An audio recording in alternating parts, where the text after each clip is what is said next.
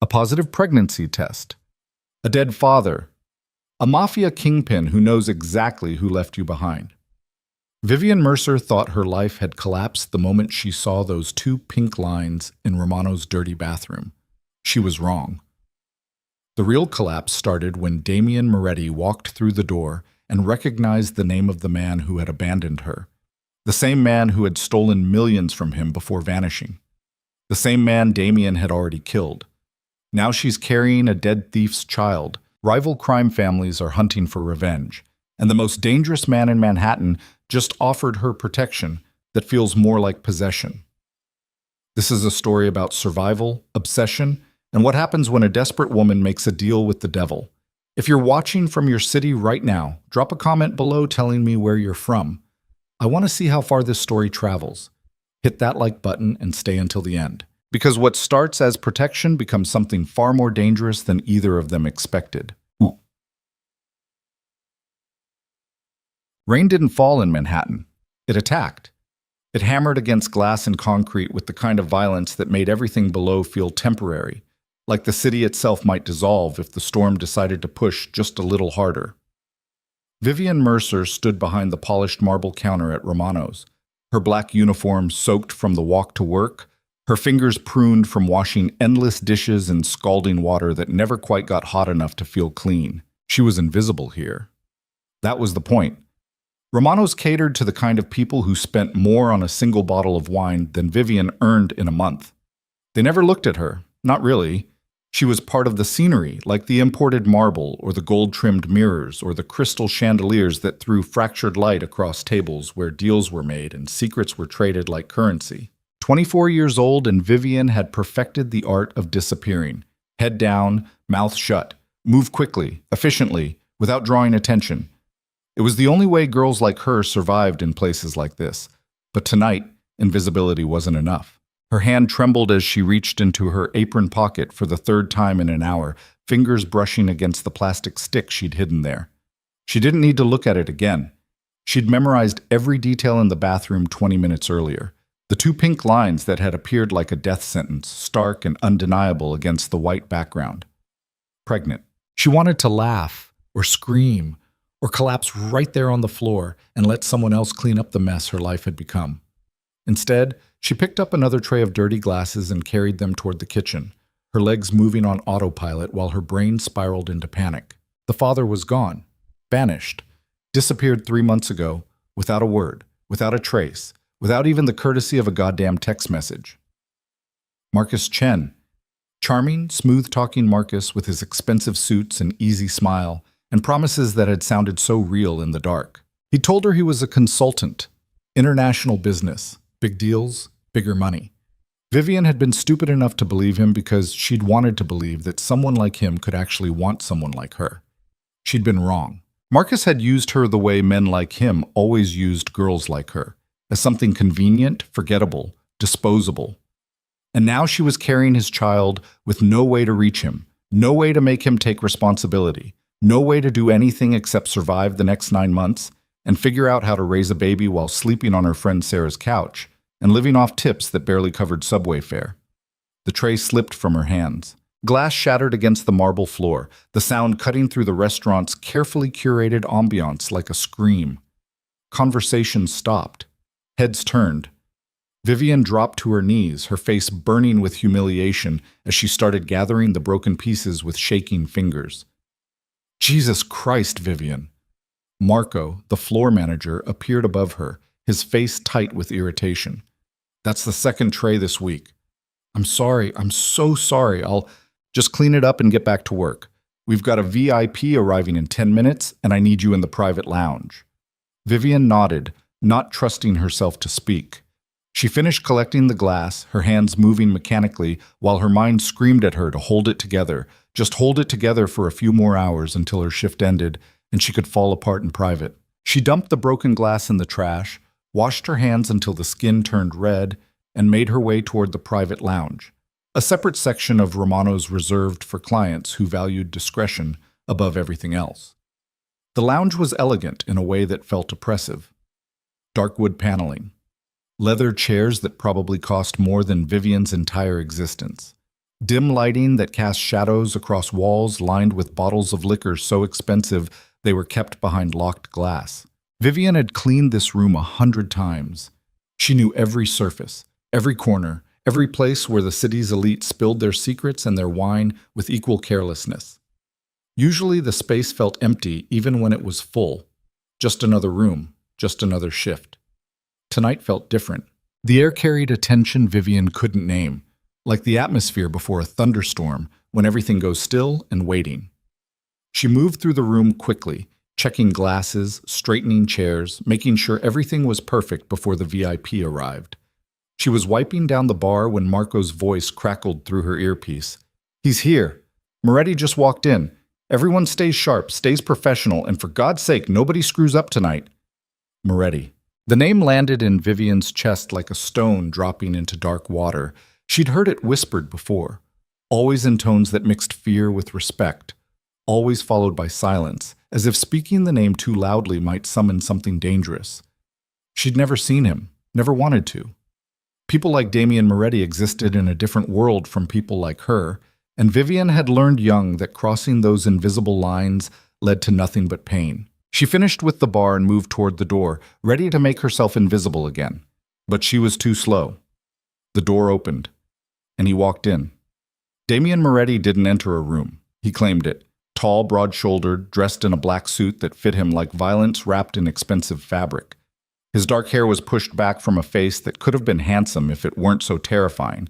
Sharp jaw, straight nose, and eyes that seemed to see through everything they touched. He moved with the kind of control that suggested he'd never rushed in his life, never needed to. The world bent around men like him. It waited. Vivian froze. Their eyes met for less than a second, just a brief collision of glances across the room, but it was enough. Enough for her to feel something primal and instinctive shiver down her spine. Enough to know, with absolute certainty, that this man was dangerous in ways she couldn't begin to understand. She dropped her gaze immediately, her heart hammering against her ribs. She tried to move past him, to disappear back into the safety of the kitchen, where girls like her belonged. Wait.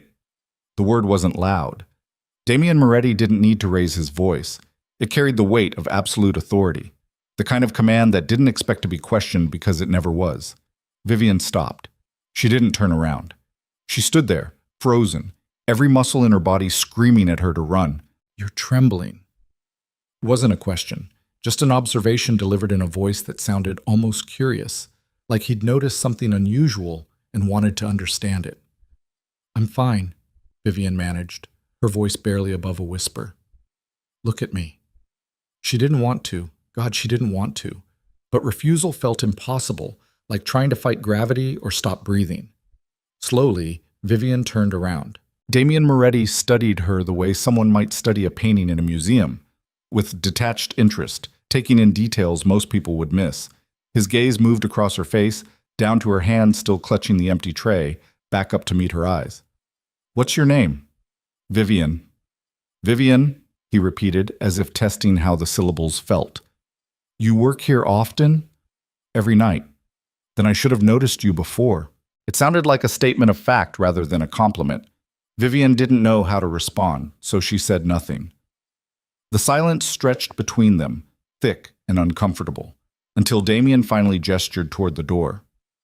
"You can go." Vivian didn't wait for him to change his mind. She turned and walked out of the lounge on legs that felt like water, her breath coming in short, sharp gasps that she couldn't quite control. She made it to the staff bathroom before the nausea hit. Vivian barely got the stall door closed before she was on her knees, retching into the toilet while her body shook with a combination of morning sickness and pure terror. She didn't know which was worse, the pregnancy that was going to destroy what little stability she had left, or the brief encounter with a man who'd looked at her like he could see every secret she was hiding. When the sickness finally passed, Vivian slumped against the cold tile wall and pressed both hands against her still flat stomach. "What the hell am I gonna do?" she whispered to the empty bathroom. No one answered. Bam. The rest of her shift passed in a blur of movement and barely controlled panic. Vivian kept her head down, avoided the private lounge, and tried not to think about the pregnancy test still hidden in her apron or the way Damien Moretti's eyes had stripped her bare in less than 30 seconds. By the time she clocked out at 2 in the morning, the rain had stopped, but the streets were still slick and reflecting the neon glow of the city that never slept. Vivian pulled her thin jacket tighter and started the long walk towards Sarah's apartment in Brooklyn. She couldn't afford the subway anymore. Not with a baby coming, not with rent she couldn't pay, and a future that looked like nothing but darkness. The streets were mostly empty at this hour, just the occasional taxi and the kind of people who lived in the margins between midnight and dawn. Vivian kept her pace quick, her keys threaded between her fingers like a makeshift weapon, her senses hyper-aware of every shadow and sound. She was 3 blocks from Sarah's building when she noticed the car. Black, expensive, moving slowly down the street parallel to her path like a shark circling prey. Vivian's pulse spiked. She turned down a side street, walking faster now, her breath coming in quick white puffs in the cold air. The car followed. Vivian broke into a run. She made it half a block before the car pulled up beside her and the passenger window rolled down. A man leaned out, not threatening, but not friendly either. Professional, cold. "Miss Mercer, Mr. Moretti would like to speak with you." Vivian's blood turned to ice. "I don't know what you're talking about." "It's not a request." The back door opened. Vivian stood there, frozen between flight and the terrible understanding that running from men like Damian Moretti was pointless. They owned this city. They owned everything in it, including her, apparently. She got in the car. The interior was warm and smelled like leather and something expensive she couldn't name. Damian Moretti sat in the far corner, his face partially shadowed, his posture relaxed in a way that suggested he'd never doubted she would come. "Why are you following me?" Vivian demanded, trying to keep her voice steady even as her hand shook. "Because you're in trouble." "I don't know what—" "Marcus Chen." Damian's voice cut through her denial like a blade. "That's the name of the man who left you pregnant and disappeared." The words hit Vivian like a physical blow. She stared at Damian, her mind racing, trying to understand how he could possibly know. She'd told no one. No one except... "You mentioned his name tonight," Damian said calmly. "While you were in the bathroom. You were on the phone with someone. Sarah, I believe. The walls at Romano's are thinner than you think." Vivian's stomach dropped. She'd been so careful, so quiet, but apparently not quiet enough. "I don't understand why you care," she said, her voice barely above a whisper. Damian leaned forward, and for the first time Vivian saw something shift in his expression, something dark and dangerous that made her press back against the leather seat. "Marcus Chen stole $3 million from me 6 months ago. He disappeared before I could recover it. I've been looking for him ever since." Damian paused, his eyes locked on Vivian's. "I found him 2 weeks ago." "Where is he?" "Dead." The word dropped between them like a stone into still water, sending ripples of implication that Vivian couldn't fully process. Dead. Marcus was dead. The father of her child was dead, and the man sitting across from her had probably been the one to kill him. "I don't—" Vivian's voice cracked. "I don't have anything to do with what he stole. I didn't even know he—" "I know." Damian's voice was almost gentle now, which somehow made it worse. But his debts didn't die with him, and neither did the enemies he made. What does that mean? It means that when they find out you're carrying his child, they're going to come for you, not because you're guilty, but because you're leverage. Vivian felt the world tilt beneath her. Who's they? Azaz. Everyone Marcus owed money to, everyone he crossed, everyone who wants to send a message about what happens when you steal from them. Damian leaned back, his expression unreadable. "You have 2 options, Vivian. You can take your chances alone, knowing that sooner or later someone will find you and use you to settle Marcus's debts. Or you can accept my protection." "Why would you protect me?" "Because Marcus's mistakes are now your burden, and I don't leave loose ends. If someone comes after you, it reflects poorly on my ability to control my territory, and I don't tolerate that kind of disrespect." It was the coldest offer of help Vivian had ever heard. Not kindness, not compassion, just cold calculation dressed up as protection. "What do you want in return?" Vivian asked, because she'd learned young that nothing in this world was free. "You move into a building I own. You stay under my protection. And publicly, you become associated with me. People need to believe you're under my care, that touching you means touching my interests. That's the only thing that will keep you safe." You want me to pretend to be your girlfriend. I want you to survive, Damien corrected. What people assume about our relationship is irrelevant as long as it serves that purpose. Vivian stared at him, her mind racing through options she didn't have. She could refuse, walk away, pretend this conversation never happened. But the truth was already written in the tension in Damien's jaw, in the careful way he watched her, in the reality of men like Marcus and the enemies he'd left behind. She was already in danger. Damien was just offering her a way to survive it. And after the baby's born, Vivian asked quietly, we renegotiate. It wasn't a promise. It wasn't even a comfort. But it was honest, and somehow that mattered more than empty reassurances. Vivian looked down at her hands, at the calluses from years of hard work, at the future that had narrowed to a single impossible choice. Okay, she whispered. Damien nodded once, as if he'd expected nothing else. Someone will collect you tomorrow morning. Bring whatever you need. Everything else will be provided. The car pulled up outside Sarah's building. The door opened. Vivian climbed out on shaking legs and stood on the sidewalk, watching as the black car disappeared into the New York night. She didn't sleep that night. She sat on Sarah's couch with her hands pressed against her stomach, staring at the ceiling and wondering what the hell she'd just agreed to. By morning, she had her answer. A knock on the door at exactly 8 a.m. A woman in an elegant gray suit who introduced herself as Elena, Damien's assistant. Two men who carried Vivian's pathetic collection of belongings, 3 garbage bags worth of clothes and memories, with careful professionalism. Sarah hugged her tight before she left, whispering, "Be careful," like she already knew this was a mistake Vivian couldn't undo. The car ride to Damien's building took less than 20 minutes, but felt like crossing into another world.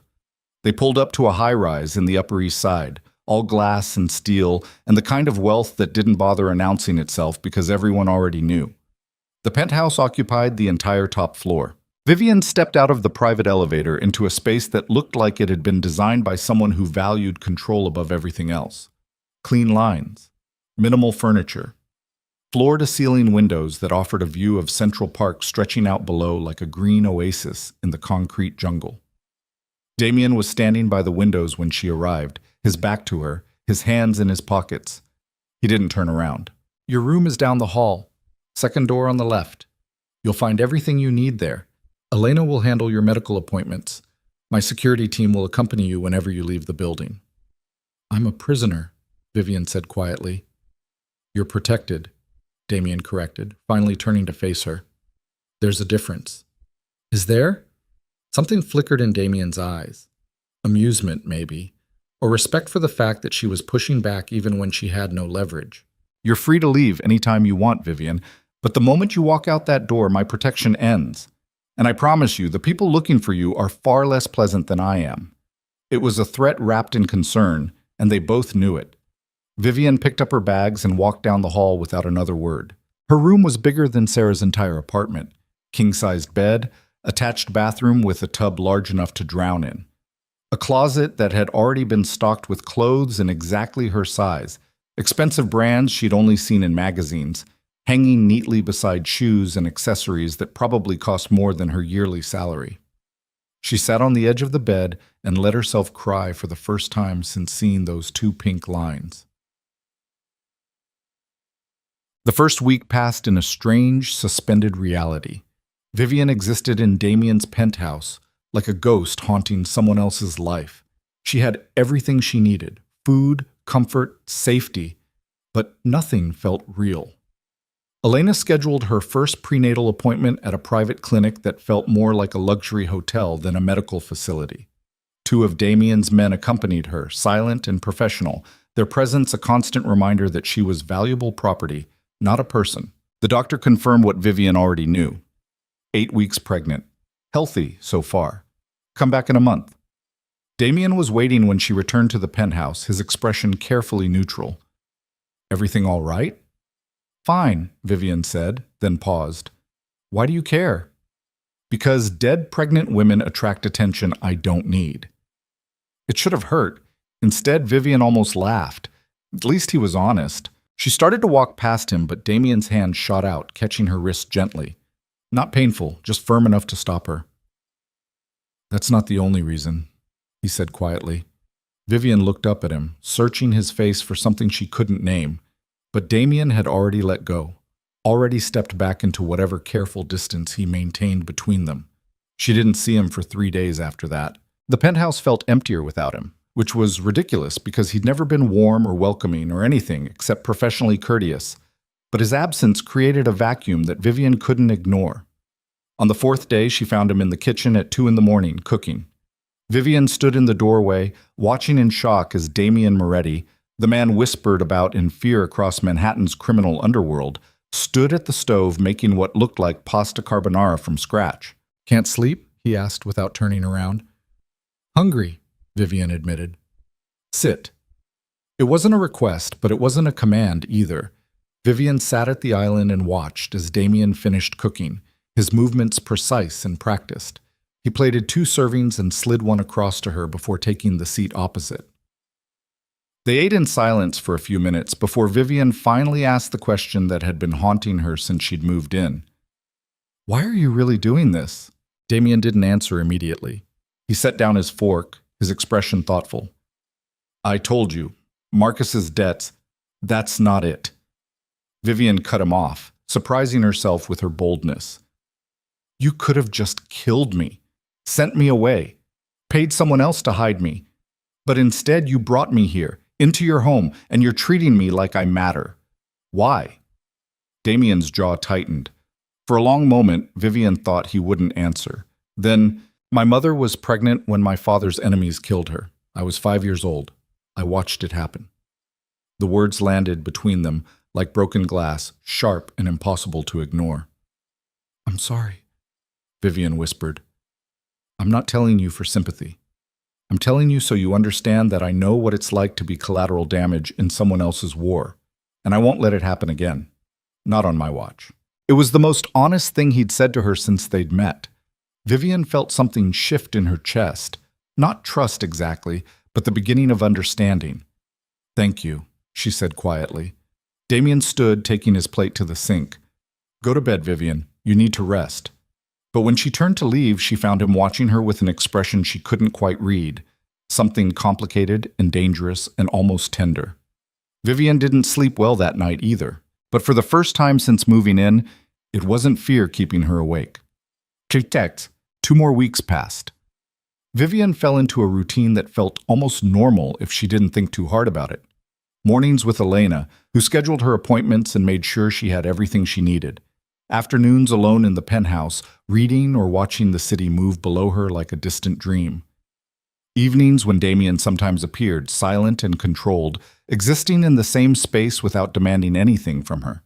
He never touched her, never crossed the invisible boundaries he'd established.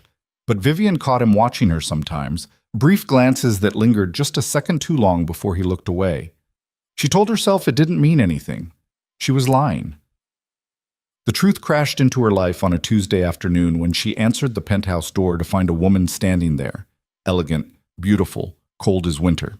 "You must be the charity case," the woman said, her smile sharp enough to cut. "I'm Isabella, Damien's fiancée." The word hit Vivian like a fist to the stomach. Fiancé. Damien had a fiancée. Of course he did. Men like him didn't stay single. They made arrangements, built alliances, married strategically. And here Vivian was, the pregnant nobody living in his penthouse like some kind of kept woman, stupid enough to think the midnight conversations and careful glances might mean something beyond obligation. "He didn't tell you?" Isabella's smile widened. How typically Damien, always so careful with his secrets.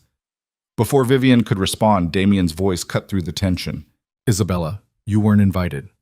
He appeared from the hallway, his expression dark with something Vivian had never seen before, anger barely controlled, simmering just beneath the surface. Isabella turned toward him, unfazed. "We need to talk about the wedding, unless you've forgotten about me entirely now that you're playing house with your little project." "Get out! Damien! Now!" The word carried the weight of absolute authority. Isabella's smile faltered for just a second before she recovered, turning back to Vivian with one final poisonous look. "Good luck," she said. "You're going to need it." Then she was gone, leaving silence thick enough to choke on. Vivian stood there, her hands shaking, her mind racing through implications she didn't want to face.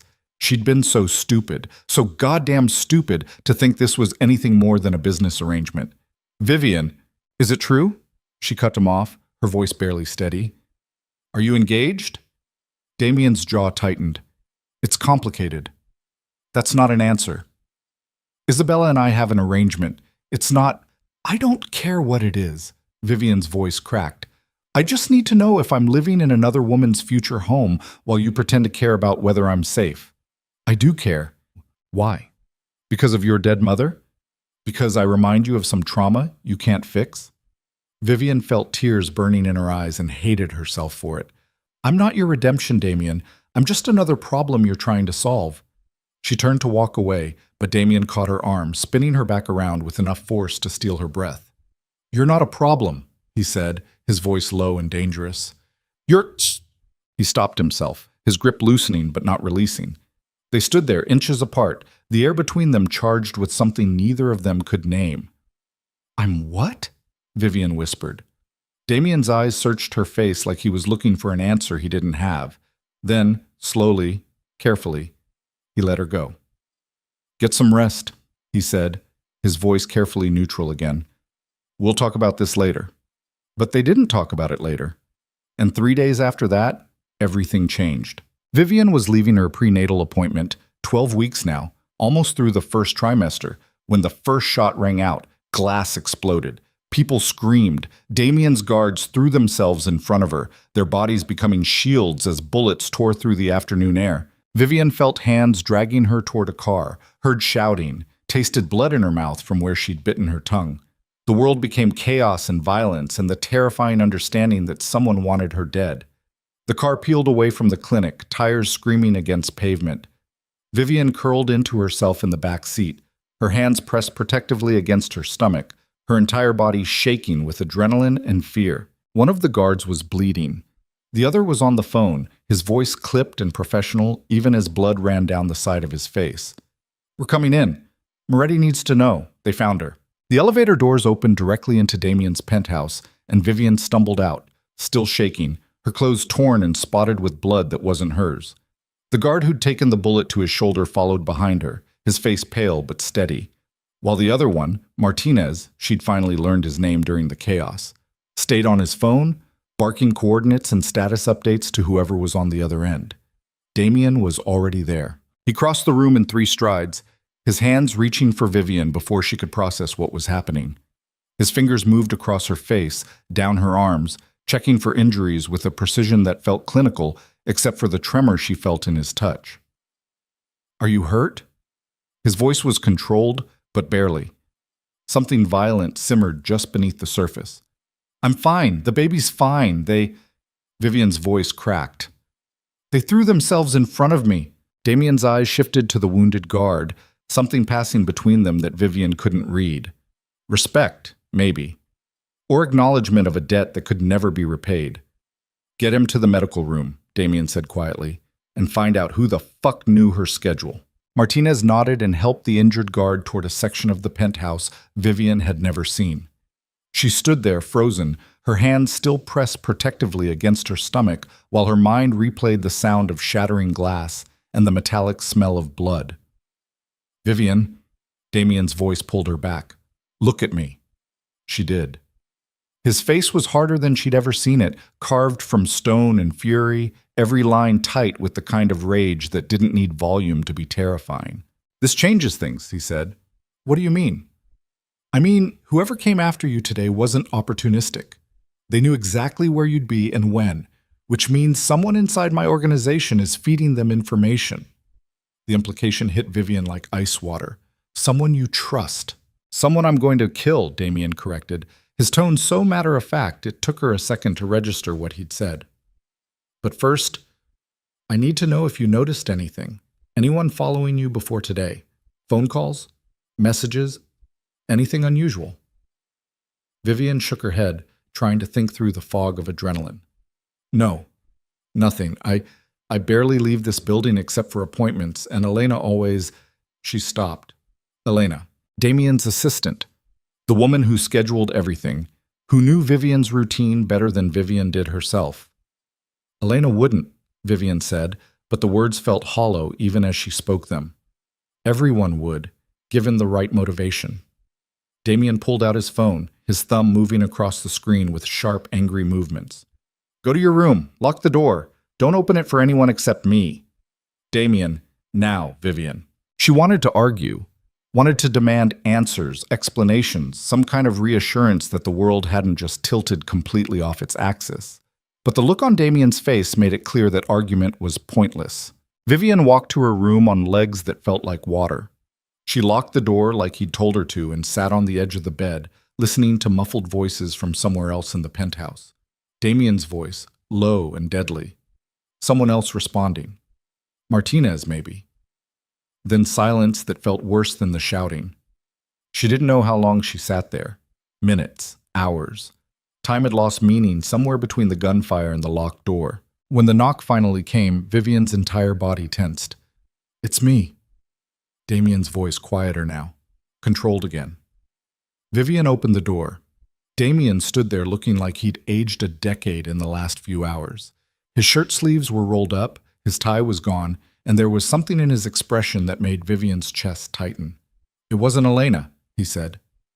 Then who? Someone in my security detail. He's been removed. The clinical way Damien said it, removed, like taking out the trash, made Vivian's stomach turn. You killed him. I had him questioned. He gave up his contact. And yes, then I killed him. Damien's eyes met hers without apology. This is the world you're living in now, Vivian. People who betray me don't get second chances. Who hired him? The Volkov family. Russians who've been trying to expand into my territory for the last year. Marcus owed them money too, apparently. A lot of it. Damien stepped into the room, closing the door behind him. They know about the baby. They know you're under my protection. And they just made it very clear that they're willing to go through me to get to you. Vivian wrapped her arms around herself, suddenly cold despite the warm room. What happens now? Now we escalate. Damien moved to the window, staring out at the city spread below them like a kingdom he ruled through fear and violence. The Volkovs made a mistake today. They tried to hurt something that belongs to me. That kind of disrespect doesn't go unanswered. I don't belong to you. Damien turned, and the look he gave her was so intense it stole her breath. Don't you? The question hung between them, heavy with implications Vivian didn't want to examine. She thought about the last few weeks, the midnight conversations in the kitchen, the way Damien watched her when he thought she wasn't looking, the careful distance he maintained that somehow felt more intimate than touching. What about Isabella? The name tasted bitter on Vivian's tongue. What about her? You're engaged, Damien. Or did you forget that while you were playing protector with the pregnant nobody living in your penthouse? Something dark flashed across Damien's face. Isabella is a business arrangement, nothing more. Does she know that? She knows exactly what our relationship is. It's been made clear from the beginning. And what is our relationship? Vivian demanded, her voice rising despite her best efforts to stay calm. Because, from where I'm standing, it looks like I'm just another obligation you're managing. Another problem you're trying to solve so you can tell yourself you're not like the men who killed your mother. Damien crossed the room so fast, Vivian didn't have time to step back. He stopped inches from her, close enough that she could feel the heat radiating off him, could smell the expensive cologne mixed with something sharper, adrenaline maybe, or barely controlled rage. You think you're an obligation? His voice was low, dangerous. You think I've spent the last month learning how you take your tea and cooking your favorite meals and lying awake wondering if you're safe because of some goddamn guilt complex? Then why? Vivian's voice cracked. Why do you care? Because I can't fucking stop. The words came out raw, stripped of the careful control Damien usually maintained. He reached up, his hand hovering near Vivian's face, but not quite touching, like he was afraid of what would happen if he crossed that line. I told myself this was about protection, he continued, his jaw tight. About making sure Marcus's mistakes didn't destroy an innocent woman. But that's not why I cook for you at 2 a.m. It's not why I check on you when I think you're sleeping. And it's sure as hell not why the thought of losing you today made me want to burn this entire city to the ground. Vivian's breath caught.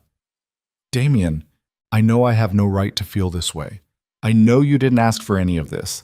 But I need you to understand that you're not an obligation, Vivian. You're the only thing in my life that feels real. Before Vivian could respond, before she could process what he'd just confessed, Damien's phone rang. He pulled back, his expression shuddering closed again as he answered. What?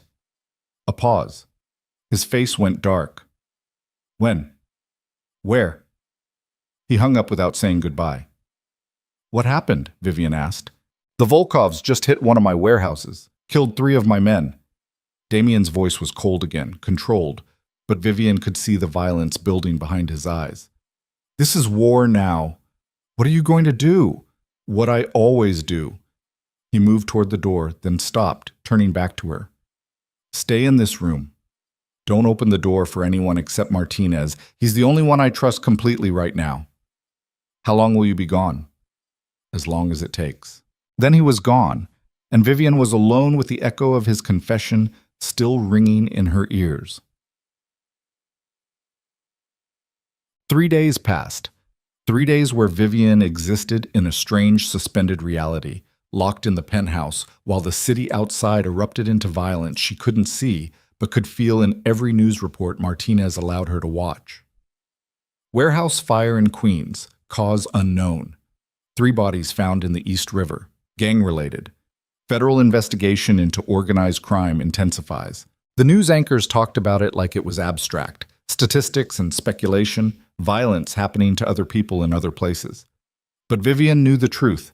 She was watching Damien Moretti dismantle his enemies piece by piece, and every news report was another body added to a count that kept rising. Martinez brought her meals and medical updates, his presence a constant reminder that she was valuable property that needed protecting.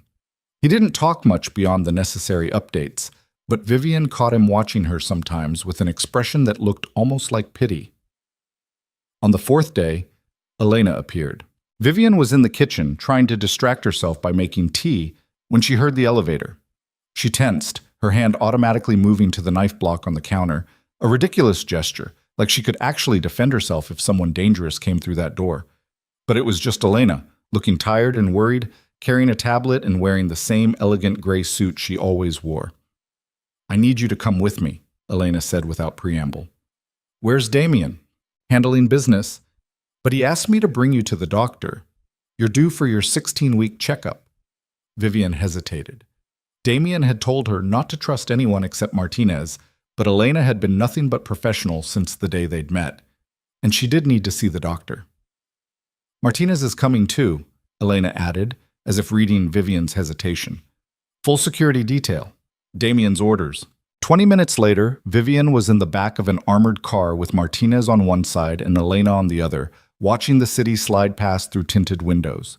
They took a different route to the clinic this time, and Vivian noticed Martinez watching the streets with an intensity that made her nervous. Is it always going to be like this? She asked quietly. Like what? Martinez didn't look at her, his eyes still scanning the surroundings. This paranoid, this violent. Yes. The bluntness of his answer was almost refreshing. No platitudes, no false comfort, just honesty. The appointment was quick and clinical. The doctor confirmed everything was progressing normally, asked the standard questions, and sent Vivian on her way with pamphlets about nutrition and prenatal vitamins and all the normal concerns of pregnancy that felt absurd given the circumstances. They were getting back into the car when Elena's phone rang. She answered, listened for a moment, then went very still. Understood, she said quietly, then hung up. What? Martinez demanded. Change of plans. We're not going back to the penthouse. Where are we going? The estate. Damien's orders. Martinez's jaw tightened, but he didn't argue. He gave the driver new coordinates and settled back into his seat with one hand resting on the weapon holstered at his side. Vivian felt her stomach drop. What's happening? The Volkovs hit another location, Elena said calmly, though Vivian could see the tension in her shoulders. Damien thinks they're planning something bigger.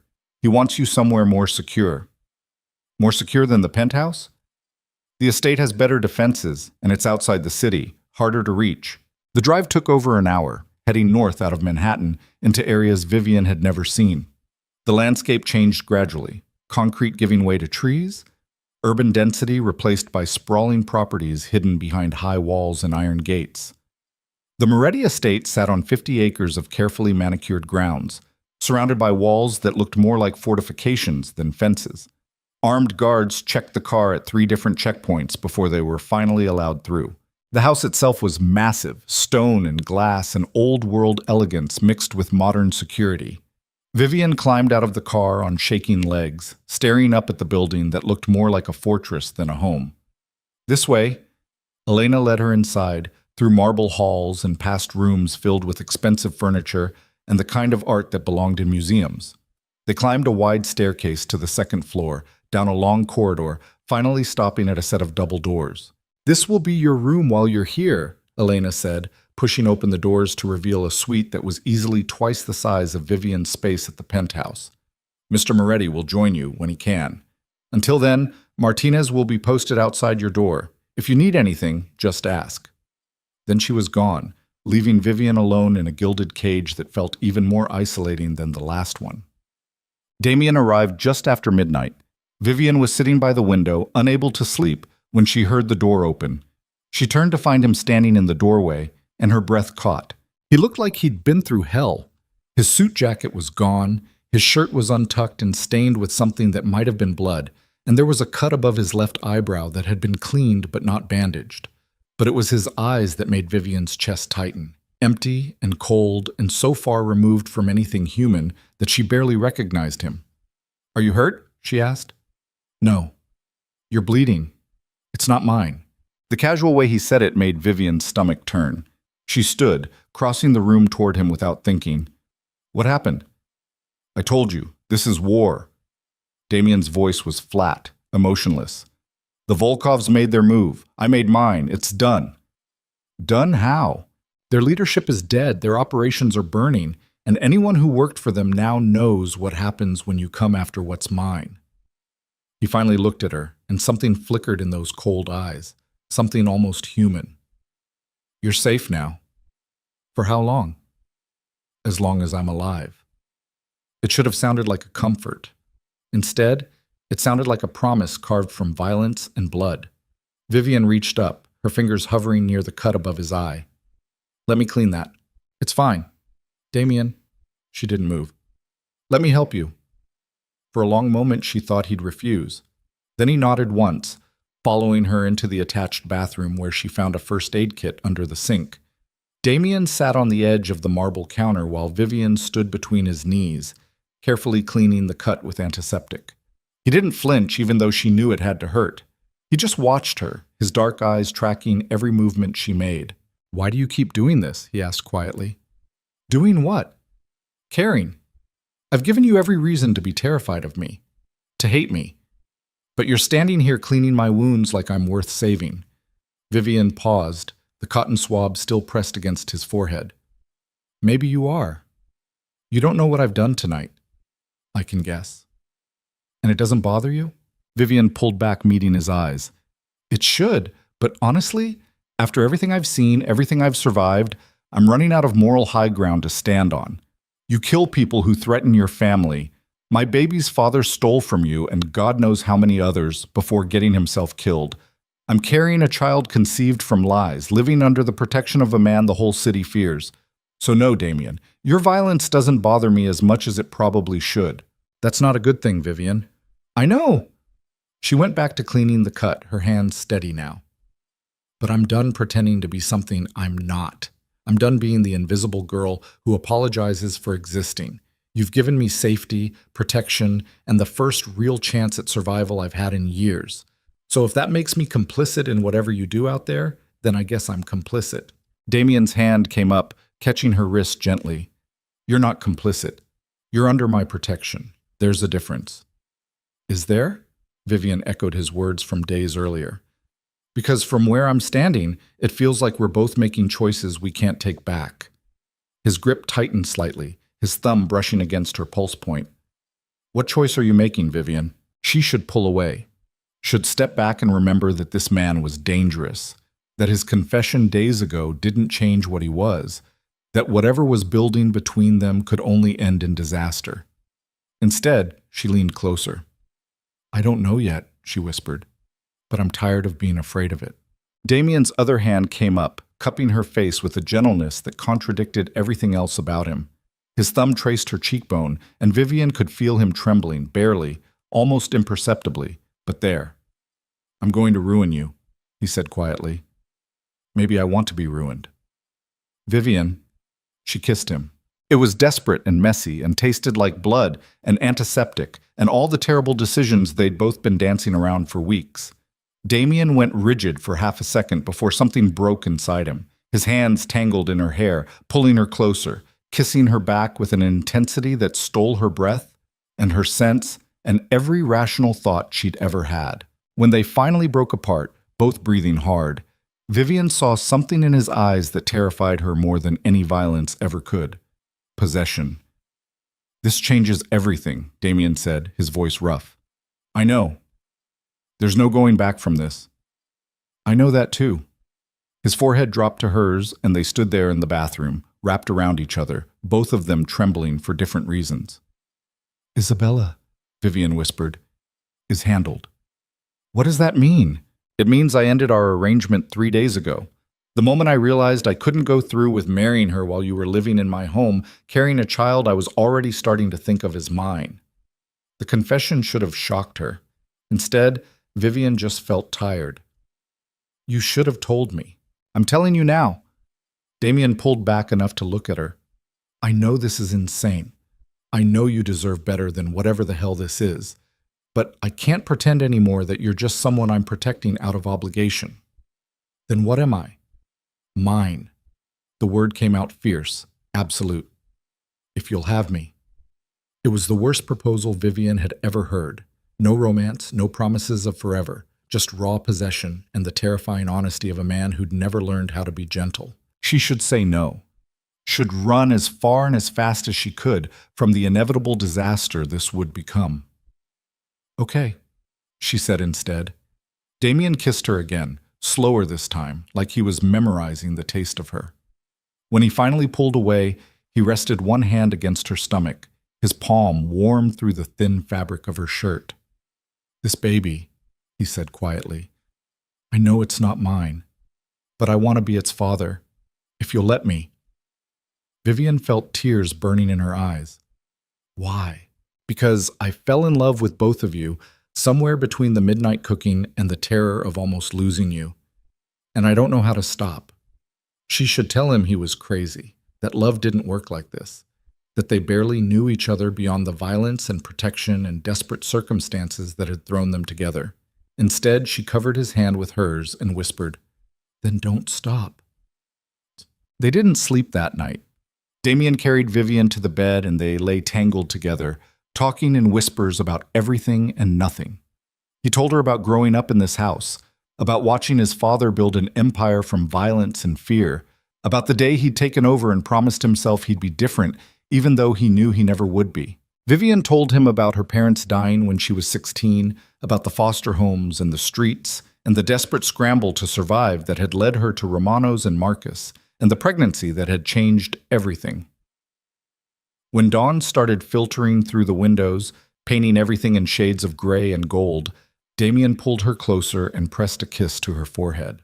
"I need you to understand something," he said quietly. "The life I live, it's dangerous, violent.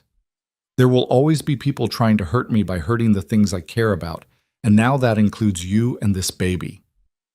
I know. I'm going to do everything in my power to keep you safe, but I need you to promise me something." "What?"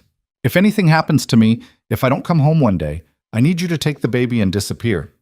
There's money set aside, documents. Elena knows where everything is. Promise me you'll run and never look back." Vivian's chest tightened. "Nothing's going to happen to you." "Promise me, Vivian." She wanted to argue, wanted to tell him that thinking like that was inviting disaster, but the look in his eyes made it clear this wasn't negotiable. "I promise," she whispered. Damien nodded, seemingly satisfied. Then he stood, pulling on his shirt, transforming back into the controlled, dangerous man the world knew. "I have business to handle today," he said. "Martinez will stay with you. Don't leave the estate." "When will you be back?" "Before dark." He paused at the door, looking back at her. "I love you." I know it's too soon and too complicated and probably the worst thing I could say right now, but I need you to know. Vivian's breath caught. I love you too. She didn't know when it had happened. Somewhere between the fear and the protection and the midnight confessions, she'd fallen in love with the monster who'd saved her. Damien left, and Vivian was alone with the terrifying weight of what they'd just done. The call came at 3 in the afternoon. Vivian was in the library trying to distract herself with a book she couldn't focus on when Martinez appeared in the doorway. His face was pale, his expression carefully controlled. What happened? Vivian stood, her heart already racing. There's been an incident. Damien's been shot. The world tilted. Is he? He's alive, but it's bad. They're bringing him back here now. Vivian didn't remember moving. One second she was in the library, the next she was running through the halls toward the front entrance. Martinez calling after her, but not stopping her. She burst through the main doors just as an SUV pulled up, tires screeching against gravel. Men jumped out, carrying someone between them, and Vivian's breath stopped completely. Damien, unconscious, covered in blood, his face gray beneath the crimson. Get the doctor, someone was shouting. Now! They carried him inside, and Vivian followed, her hands shaking, her vision tunneling down to the side of Damien's chest, barely rising and falling. They laid him on a table in what looked like a medical room, fully equipped with monitors and equipment and everything needed for emergency treatment. A man in scrubs appeared, moving with professional efficiency, cutting away Damien's shirt to reveal the wound. Vivian caught a glimpse of torn flesh and blood before someone, Martinez, pulled her back. You can't be in here, he said gently. You need to let them work. Come on. He guided her out of the room and into the hallway, where Vivian collapsed against the wall, sliding down until she was sitting on the floor with her knees pulled to her chest. This was her fault. Damien had started a war to protect her, and now he was dying because of it. Minutes crawled past like hours. Vivian sat there, frozen, listening to the muffled sounds from the medical room, urgent voices, the beep of monitors, the controlled chaos of people fighting to save a life. Finally, after what felt like forever, the door opened. The doctor emerged, stripping off bloody gloves. He looked exhausted, but calm. He's stable, he said. The bullet missed anything vital. He lost a lot of blood, but he'll survive. Vivian felt something break inside her, relief so intense it hurt. Can I see him? He's unconscious. The sedation will keep him under for a few hours. But yes, you can sit with him. Vivian stood on shaking legs and entered the medical room. Damien lay on the table, now cleaned up and bandaged, his chest rising and falling with steady breaths. Monitors beeped softly, tracking heartbeat and blood pressure and all the things that confirmed he was still alive. She pulled a chair close to the table and took his hand, threading her fingers through his. You idiot, she whispered. You absolute idiot. His fingers twitched in hers, and even unconscious, he seemed to recognize her touch. Vivian sat there, holding his hand, and made a decision that terrified her. She wasn't going anywhere. No matter how dangerous this got, no matter what happened next, she was done running, done hiding, done pretending she was anything other than completely, irrevocably in love with the man who'd saved her life and claimed her heart. When Damien woke up hours later, the first thing he saw was Vivian's face. His hand tightened around hers, and something shifted in his expression, relief mixed with something darker. You're still here, he said, his voice rough. Where else would I be? I told you to run if something happened to me. You're not dead. Vivian leaned closer, pressing her forehead against his. And I'm not running. Not from you, not from this. I'm done being afraid, Damien. His other hand came up, cupping her face, his thumb tracing her cheekbone. This is only going to get worse before it gets better. I know. I almost died today. I know that too.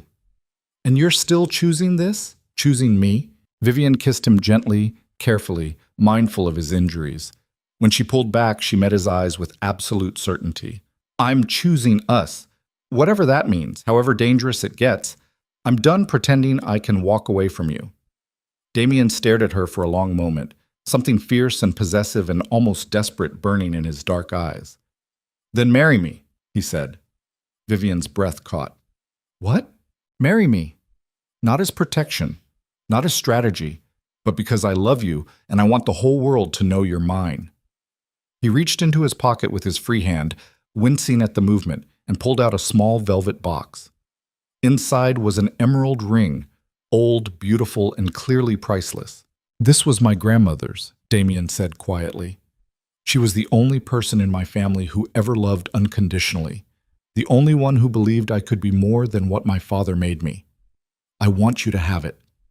Vivian stared at the ring, her mind racing. This was insane. They'd known each other less than 2 months. He'd been shot today. She was pregnant with another man's child. Everything about this was wrong. "Yes," she heard herself say. Damien's expression cracked, relief flooding across his face. He slipped the ring onto her finger with shaking hands, then pulled her down into a kiss that tasted like blood and antiseptic, and promises neither of them knew if they could keep. When they finally broke apart, both breathing hard, Vivian realized what they'd just done. There was no going back now. They'd crossed a line that couldn't be uncrossed, made a choice that would define everything that came after. And somewhere in the city below, enemies were already planning their next move. The ring felt heavy on Vivian's finger, heavier than gold and emerald should feel, weighted with promises and consequences she was only beginning to understand. She sat beside Damien's bed in the medical room, watching him sleep under sedation, her other hand resting protectively on her stomach where the baby grew, oblivious to the war raging around it. Martinez appeared in the doorway just after dawn, his face grim. "We need to talk," he said quietly. Vivian extracted her hand from Damien's carefully, pressing a kiss to his forehead before following Martinez into the hallway. The estate was eerily quiet in the early morning light, all that expensive stone and glass holding its breath. "What happened yesterday?" Vivian asked. "How did they get to him?" Martinez's jaw tightened. "We're still piecing it together. But it wasn't random. Someone knew his exact route, his security detail, the timing of his movements. This was coordinated." Another leak. "Worse than that." Martinez pulled out his phone, showing her a series of photographs that made her stomach drop. "These were taken 2 weeks ago, before the first attack on you." The photos showed Vivian leaving the penthouse, entering the medical clinic, sitting in cafes with Sarah during one of the rare visits Damien had allowed. In every image, she was being watched, tracked, documented. "They've been following me this whole time," Vivian whispered. "Not just following, studying, learning your patterns, your routines, the people you care about." Martinez swiped to another photo, and Vivian's blood turned to ice. Sarah. Her best friend leaving her Brooklyn apartment completely unaware of the camera capturing her every move. "No." Vivian grabbed Martinez's arm. "Tell me they haven't touched her." "Not yet, but she's being watched. They're building pressure points, Vivian. People they can use to get to you, which means getting to Damien. We need to warn her, get her somewhere safe." "Already done. She's been moved to a secure location as of 3 hours ago. She doesn't know why, and she's pissed as hell, but she's protected." Vivian felt some of the tension leave her shoulders. "Thank you." "Don't thank me yet." Martinez's expression darkened. "There's something else. The hit on Damien yesterday. We traced it back to a contract put out by someone inside his own organization. Someone with access to his schedule, his security protocols, everything." "Who?" "We don't know yet. But Damien's been running his empire on loyalty and fear for 15 years. Someone just decided both were worth less than whatever they're being paid." Before Vivian could respond, a sound from the medical room made them both turn. Damien was awake, trying to sit up despite the doctor's orders, his face tight with pain he was clearly trying to ignore. Vivian rushed back in. "You need to rest. I need to know who tried to kill me." Damien's voice was rough, strained, but absolutely certain. He looked at Martinez. "Tell me you have something." "Working on it. But it's someone close. Someone who knows your movements intimately." Damien's expression went cold in a way that made Vivian's skin crawl. "Bring me everyone on my inner circle. I want them here within the hour. If someone's betraying me, they're doing it to my face." "Damien, you're hurt. This can wait." "No, it can't." He turned to Vivian, and the look in his eyes was pure steel. "This is my world, Vivian. When someone comes at me, I don't hide and heal. I make them understand why that was a mistake." Martinez nodded and left. Vivian sat on the edge of Damien's bed, her hand finding his. You're going to hurt yourself, she said quietly. I'm already hurt. The question is whether I'm going to let the people responsible think that makes me weak. He brought her hand to his lips, pressing a kiss to her knuckles just below the emerald ring. You shouldn't be here for this. What I'm about to do, I told you I'm not running. That includes the ugly parts. This goes beyond ugly, Vivian. When I find out who betrayed me, I'm going to make them suffer in ways you can't imagine. I know. And that doesn't scare you? Vivian thought about the girl she'd been 2 months ago, invisible, powerless, terrified of her own shadow.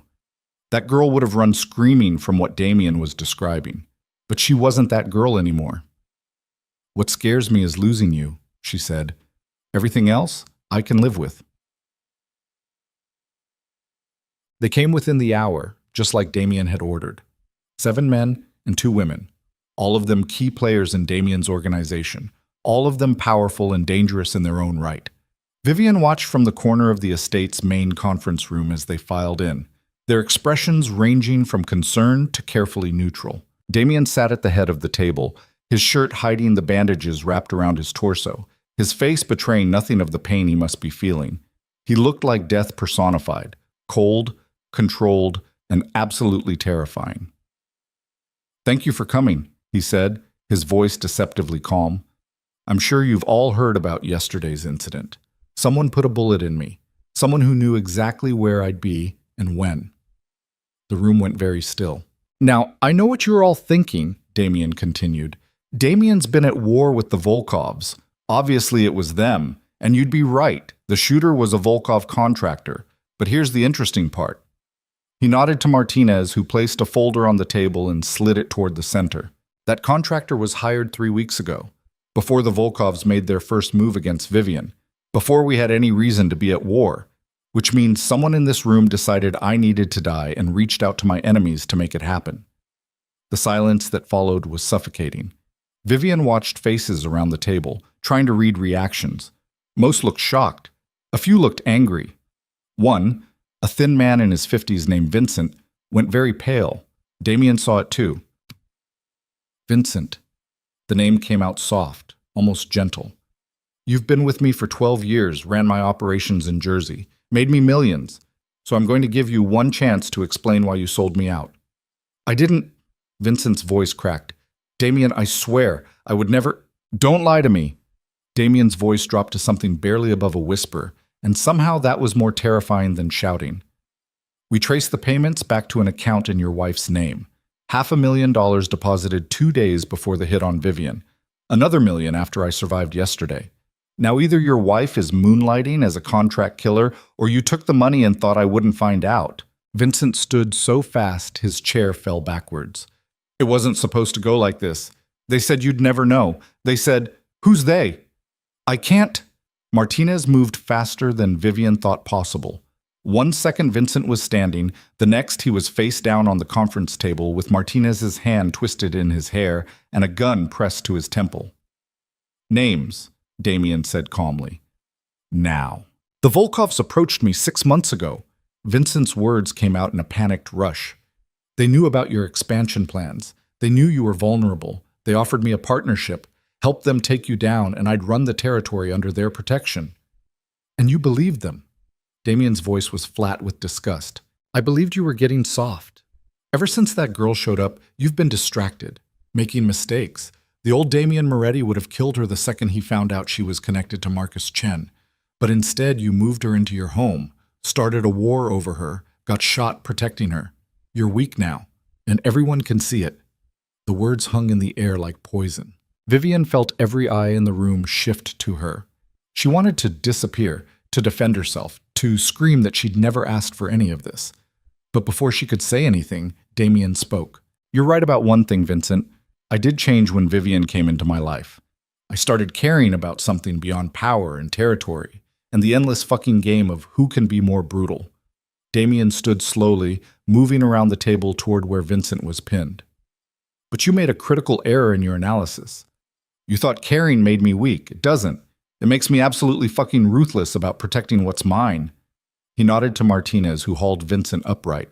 You're going to tell me every single person involved in this betrayal, Damien said. Every name, every plan, every detail the Volkovs shared with you. And then you're going to call them and tell them the hit succeeded, that I'm dead. Why would I do that? Because if you cooperate, your death will be quick. If you don't, I'll make sure your wife and daughter find out exactly what you did before I kill them in front of you. Vincent's face went gray. You wouldn't. Test me. Vivian watched the man crumble, saw the exact moment he understood that Damien wasn't bluffing. Vincent started talking, names and dates and details spilling out in a desperate cascade, and with each revelation, Vivian felt her understanding of the situation shift. This wasn't just about her anymore. The Volkovs had been planning this for months, building a network of betrayal inside Damien's organization, using Vivian as the trigger to start a war they'd already positioned themselves to win. Her appearance had simply accelerated a coup that was already in motion.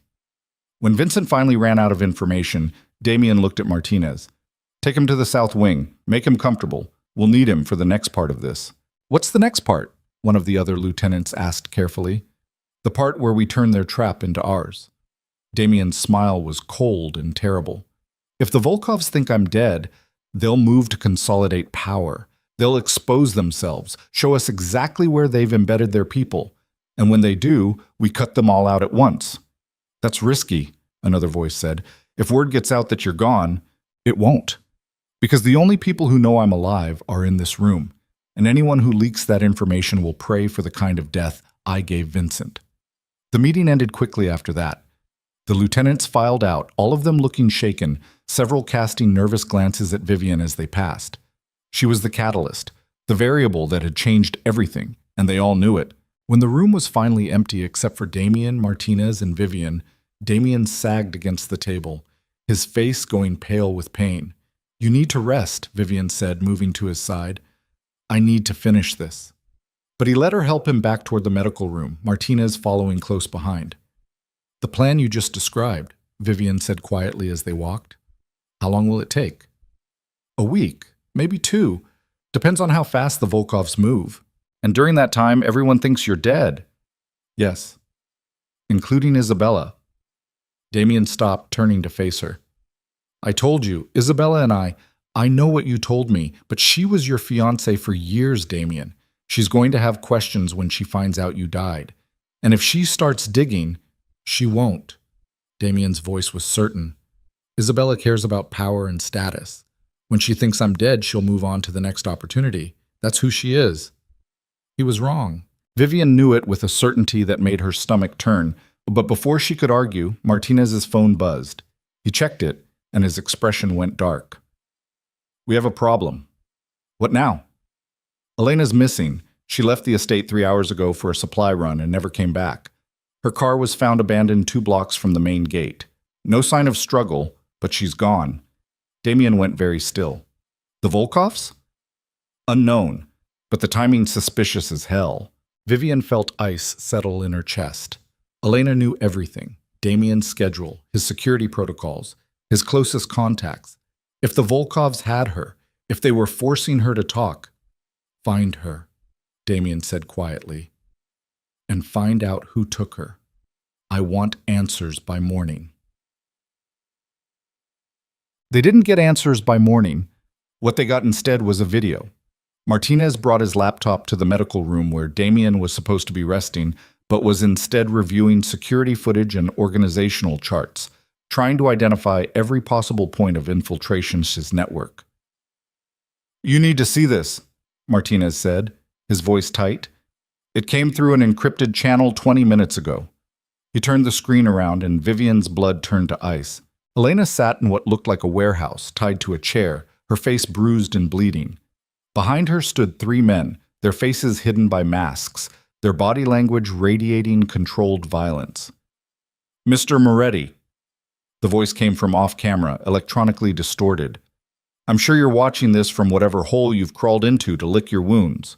I want you to know that we have your assistant, and we know she's been handling the logistics for your pregnant little girlfriend. The camera zoomed in on Elena's face. She looked terrified but defiant, her jaw set even as blood dripped from her split lip.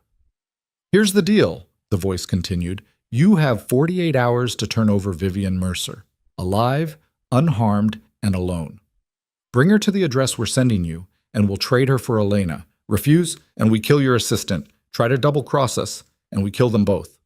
The screen went black. Vivian couldn't breathe. She stared at the laptop, her mind refusing to process what she'd just seen. They wanted her. They were willing to kill Elena to get her. "No," Damien said immediately, before anyone could speak. "Absolutely not. We're not negotiating with them. Damien, they'll kill her. I know." His voice was hard, final. "But if I give them you, they'll kill you both anyway. This isn't a trade, Vivian. It's a trap designed to make me emotional and stupid. And I won't fall for it. Elena's innocent in this. She doesn't deserve to die because of me. No one deserves to die because of you. This isn't your fault." "Then whose fault is it?" Vivian's voice rose. "You started a war to protect me. You made enemies because I exist. Now someone's going to die because I'm too valuable and too dangerous at the same time. So tell me, Damien, how is this not my fault?" "Because you didn't ask for any of this." Damien grabbed her shoulders, his grip tight enough to bruise. "Marcus Chen made the choices that put you in danger. I made the choice to protect you. The Volkovs made the choice to use you as leverage. You're the only person in this entire fucking mess who didn't choose to be here. That doesn't change the fact that Elena's going to die. She might." The brutal honesty in Damien's voice made Vivian flinch. "But I'm not trading your life for hers. That's not negotiable." "Then let me go voluntarily. They want me. They can have me. At least Elena gets to live." "And what happens to you?" "I don't know. But at least the baby has a chance." "No!" Damien's voice cracked. "Don't you dare. Don't you dare try to sacrifice yourself like this is some noble choice instead of what it really is." "And what's that?" "Suicide. You walk into that warehouse and you're dead. They'll torture you for information about my organization, they'll kill the baby to hurt me, and then they'll dump your body somewhere. I'll find it as a final message about what happens when you challenge them." Vivian knew he was right, but knowing didn't change the terrible weight of guilt crushing her chest. "So what do we do?" Damien released her, turning to Martinez. "How many men can we mobilize in 48 hours? Depends on how quiet you want to be." "I don't care about quiet anymore. I want overwhelming force. Every soldier we have, every weapon, every resource. If they want a war, we'll give them one they'll never forget." "What about Elena?"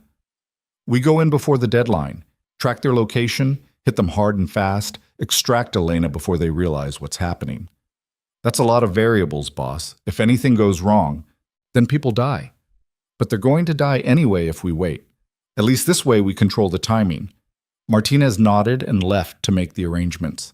Vivian stood there, feeling helpless and useless, and so far out of her depth she could barely breathe. "I should be doing something," she said. "You are. You're staying alive. That's all I need from you right now." "That's not enough." Damien pulled her against him carefully, mindful of his injuries, his hand cradling the back of her head. "It has to be enough. Because if I lose you, Vivian, there's no version of me that comes back from that. I'll burn this entire city to ash and rule over the ruins, and I'll never feel anything again except rage." The words should have terrified her. Instead, they just made her sad. This was the reality of loving a man like Damien Moretti. His devotion was absolute, but it came with a darkness that could consume everything in its path. "Promise me something," Vivian whispered against his chest. "Anything.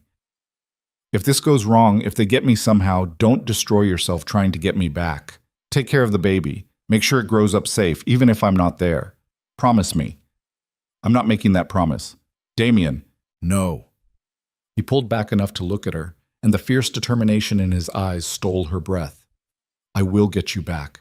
I will burn down anyone who tries to keep you from me, and I will make sure our child grows up with both of us alive to protect it. That's my promise. Take it or leave it." Vivian took it, because what else could she do? The next 36 hours were chaos disguised as preparation. Vivian watched from the estate's security center as Damien orchestrated what looked like a small military operation. Men arrived in unmarked vehicles, weapons were distributed, intel was gathered through sources Vivian didn't want to know about. Through it all, the video of Elena haunted her. Every time Vivian closed her eyes, she saw the woman's bruised face, heard the distorted voice making its terrible demands. 24 hours before the deadline, Martinez came to find her in the library where she'd been hiding from the organized violence happening throughout the estate. "We found the location," he said. "Warehouse in Red Hook. The Volkovs are using it as a temporary base. Elena's there, along with at least 20 of their soldiers." "When do we move?" "We?" Martinez's expression was carefully neutral. "You're staying here." "Like hell I am." "Damien's orders. You stay locked down with a security detail while the rest of us handle the extraction. I'm not sitting here waiting while people risk their lives because of me. That's exactly what you're going to do." Damien's voice came from the doorway. He looked better than he had 2 days ago, color back in his face, moving without the careful stiffness that indicated pain. "This isn't up for discussion, Vivian. I can help. You can stay alive. That's how you help." They stared at each other, the argument hanging between them like a physical thing. Finally, Vivian looked away. "Fine. I'll stay. But you better bring her back, Damien." "I will." He crossed the room and kissed her, hard and desperate, and tasting like promises he might not be able to keep. When he pulled away, he pressed one hand against her stomach where the baby was starting to show. "I'll be back before morning," he said. "And when I come back, this war ends, one way or another." Then he was gone, and Vivian was alone with Martinez and 3 other guards whose names she'd never learned. "When do they leave?" she asked. "Midnight, 6 hours from now." Vivian nodded and went back to her room. She tried to sleep but couldn't, tried to read but the words blurred together. Finally, she just sat by the window and watched the sun set over the estate grounds, painting everything in shades of orange and red that looked too much like fire. At 11:30, her phone buzzed with a text from a number she didn't recognize. "If you want Elena to live, you'll come alone. Damien's walking into a trap. They know he's coming. The only way to save her is to trade yourself before he arrives." Vivian stared at the message, her heart hammering. It could be a lie. Probably was a lie. But what if it wasn't? Another text appeared. "There's a car waiting at the east gate. Driver knows where to go. You have 30 minutes to decide if Elena's life is worth more than your safety." Vivian's hands shook. She should tell Martinez, should show him the texts and let Damien's people handle it. But if there was even a chance that Damien was walking into an ambush, if she could prevent that by giving them what they wanted, she made her decision in less than 5 seconds. Vivian grabbed her jacket and slipped out of her room. The guards were positioned in the hallway, but their attention was focused on the main stairs, watching for threats coming from outside. She took the back staircase, the one she'd found during her first week here while exploring the massive estate. The east gate was less heavily monitored than the main entrance. Just 2 guards, both of whom were watching the approach road rather than the interior grounds. Vivian waited until their attention was elsewhere, then slipped through the shadows toward the gate. A black sedan sat just outside, engine idling. This was insane. This was suicide. But Vivian thought about Elena's bruised face, about Damien walking into a trap, about the baby growing inside her that deserved better than a mother too cowardly to try. She got in the car. The driver didn't speak. He just put the car in gear and pulled away from the estate, heading toward the city that glittered in the distance like a promise that had never been meant for girls like her. They drove for 40 minutes, the neighborhoods growing progressively rougher until they pulled up outside a warehouse that looked like it had been abandoned for years. Broken windows, rusted metal, the kind of place where people disappeared and no one asked questions. The driver opened her door. Inside, 3rd floor, they're waiting. Vivian climbed out on shaking legs. She should run, should scream, should do literally anything except walk into that building. But she thought about Damien's face when he talked about his mother dying, about the way he looked at her like she was something precious, about the promise she'd made him to survive. She was about to break that promise. Vivian walked inside. The warehouse was dark except for industrial lights that cast harsh shadows across concrete and exposed metal. Her footsteps echoed as she climbed the stairs, each floor emptier and more threatening than the last. On the 3rd floor, she found them.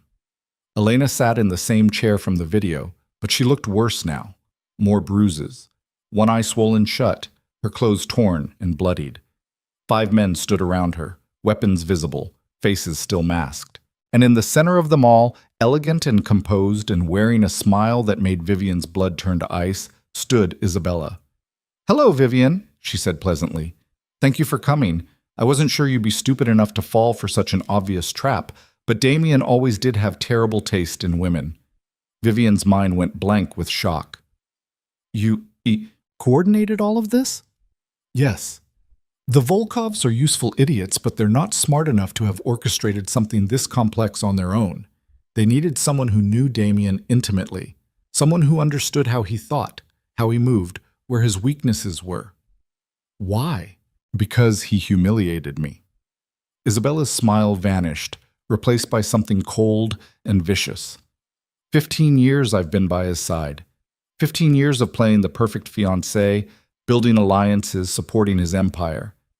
And then you appear, some pregnant nobody from a restaurant, and suddenly I'm disposable. Suddenly the engagement we've had since we were teenagers means nothing, because Damien Moretti fell in love. She spat the last word like a curse.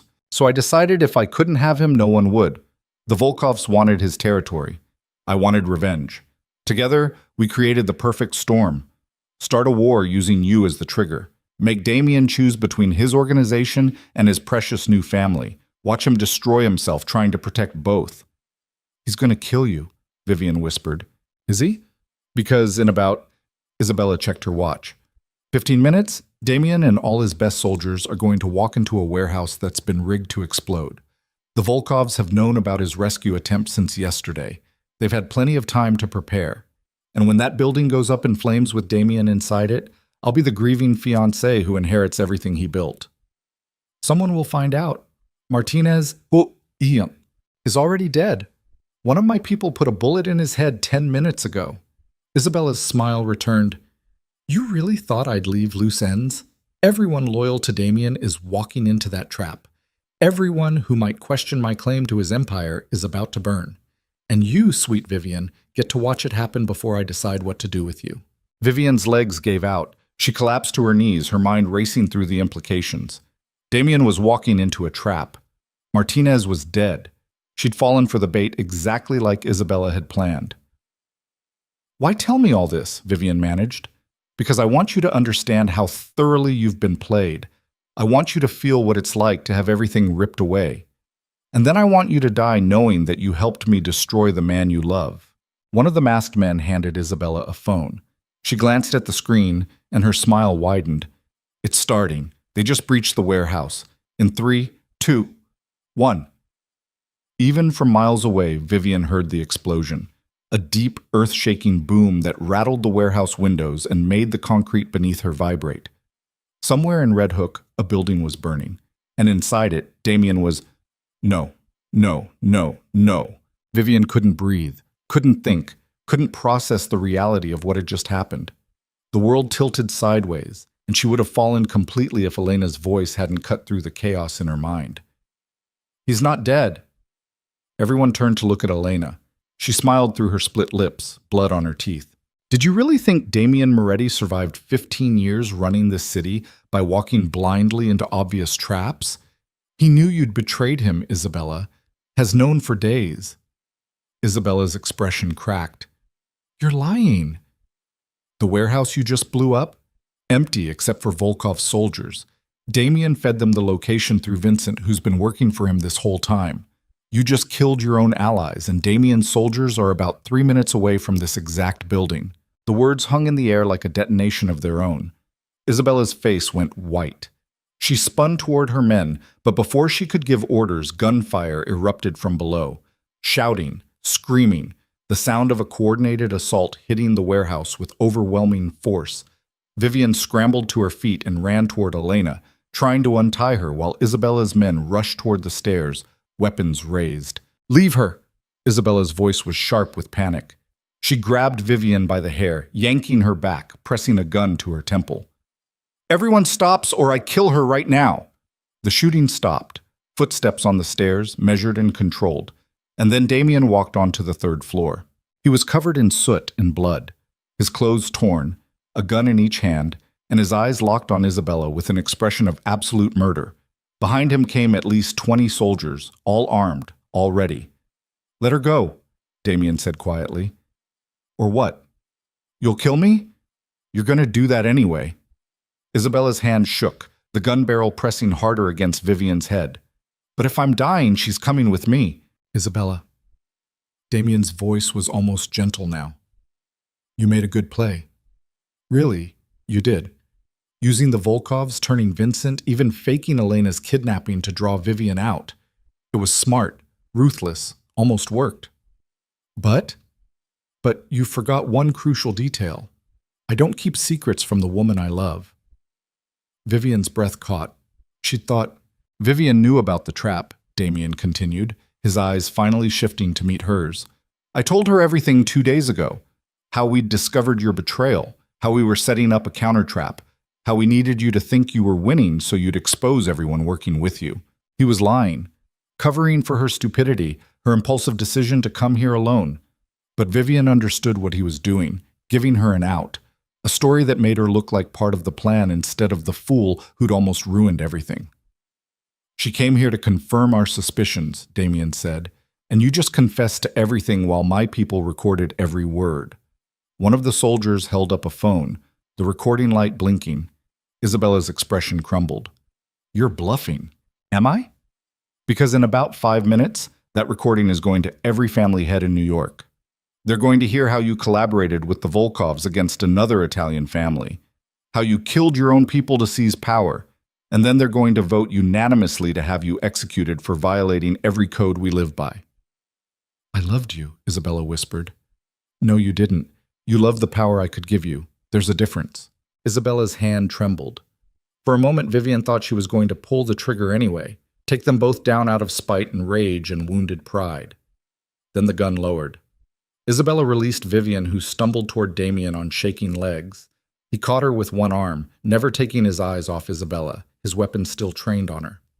Take her, he said to his soldiers, and find everyone who worked with her. I want names, locations, bank accounts, everything. They moved forward to grab Isabella, but before they could reach her, she smiled, cold and terrible and final. You think you won, she said to Damien, but you lost the moment you chose her over everything you built. Love made you weak, Damien, and weakness gets people killed in our world. Then she turned the gun on herself and pulled the trigger. The shot echoed through the warehouse like thunder. Vivian screamed. Damien pulled her against him, shielding her eyes, but it was too late. She'd seen Isabella fall, seen the blood, seen the terrible finality of a choice made out of pride and rage, and the refusal to be anything less than in control. Get Elena, Damien ordered, his voice tight. And sweep the building. I want to know who else was here tonight. His soldiers moved to obey. Damien held Vivian while she shook, while she cried, while the reality of everything that had just happened crashed over her in waves. I'm sorry, she whispered against his chest. I'm so sorry. I know what you thought, and we'll talk about it later. Right now, I just need you safe. They extracted Elena, who despite her injuries insisted on walking out under her own power. They found 4 more bodies in the warehouse. Isabella's personal security team, all dead from the assault, all complicit in the betrayal. By the time they made it back to the estate, dawn was breaking across the horizon, painting the sky in shades of pink and gold that seemed obscene given what they'd just survived. Damien carried Vivian to their room. Not the guest room where she'd been staying, but his own bedroom with its massive bed and floor-to-ceiling windows overlooking the grounds. Rest, he said, laying her down gently. I can't. Every time I close my eyes, I see. I know. He lay down beside her, pulling her against him carefully. But you're safe now. The Volkovs are destroyed. Isabella's dead. Everyone who wanted to hurt you is gone. What about the families? Isabella said they'll vote to support me. Isabella violated codes that go back generations. No one's going to question what happened tonight. Vivian wanted to believe him, but she'd seen too much, learned too much about the world he lived in to think it was ever truly over. Damien, she whispered, I need to tell you something. What? You were right about what Isabella said. Love has made you vulnerable, made you make choices you never would have made before, and I'm terrified that one day that's going to get you killed. Damien was quiet for a long moment. Then he pressed a kiss to her forehead. Maybe it will, he said. But I'd rather die loving you than live another 50 years as empty as I was before you walked into my life. That's not weakness, Vivian. That's the only thing that makes any of this worth surviving. And despite everything, despite the violence and the betrayal and the bodies they'd left behind, Vivian believed him. She She fell asleep in Damien's arms while the sun rose over a city that had almost destroyed them both. Outside, in the grounds of the estate, Damien's soldiers worked to clean up the evidence of the night's violence. And somewhere in Manhattan, in the underground rooms where power was brokered and alliances were forged, word spread about what had happened to Isabella Marchetti and everyone who'd stood against Damien Moretti. The message was clear: touch what belonged to him and burn. Vivian woke to the sound of helicopters. The noise cut through her exhausted sleep like blades, low and thrumming and close enough to rattle the windows. She sat up fast, her hand automatically going to her stomach. 18 weeks now, the bump visible even through Damien's shirt she'd stolen to sleep in. Damien was already at the window, dressed in black tactical gear she'd never seen him wear before, a phone pressed to his ear. His posture was rigid, every muscle coiled tight, and even from across the room Vivian could feel the tension radiating off him like heat. "How many?"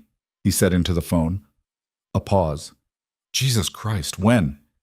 He hung up and turned to face her, and the expression on his face made Vivian's blood turn cold. "Get dressed. Now. We're leaving." "What's happening?" "The families are moving against us." Damien crossed to a panel in the wall, pressed something, and it slid open to reveal an arsenal of weapons. He started pulling out guns, ammunition, body armor. Isabella's confession didn't matter. They're using it as an excuse to take me out and divide my territory. "You said they'd support you." "I was wrong." Damien's voice was clipped, controlled, but Vivian could hear the rage simmering beneath. They'd been planning this since before Isabella died. The Volkovs were just the opening move. Now that they're gone, the other families are making their play. Vivian scrambled out of bed, pulling on clothes with shaking hands. "How many are coming?" "All of them. Russo, Colombo, Genovese families. Every major player in New York and half of Jersey. They're hitting the estate from 3 sides with enough firepower to level a city block." "How long do we have?" 10 minutes, maybe less." Damien shoved a handgun into her hands. "You know how to use this?" "No." "Point and shoot. Safety's here.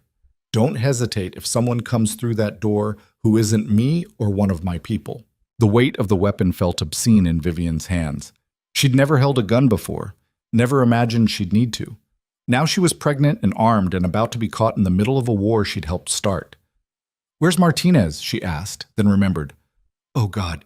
Isabella said, was lying. "Martinez is alive and coordinating our defensive positions. But we're outnumbered at least 5-1, and they've got military-grade equipment."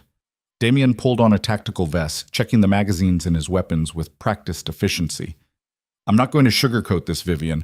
Our odds of surviving the next hour are not good." "Then why are we staying? Why not just run?" "Because there's nowhere to run. They've got roadblocks on every access point, helicopters monitoring from above, and snipers positioned on high ground. We're in a kill box. The only way out is through them." Before Vivian could respond, an explosion shook the estate so hard she was thrown against the wall.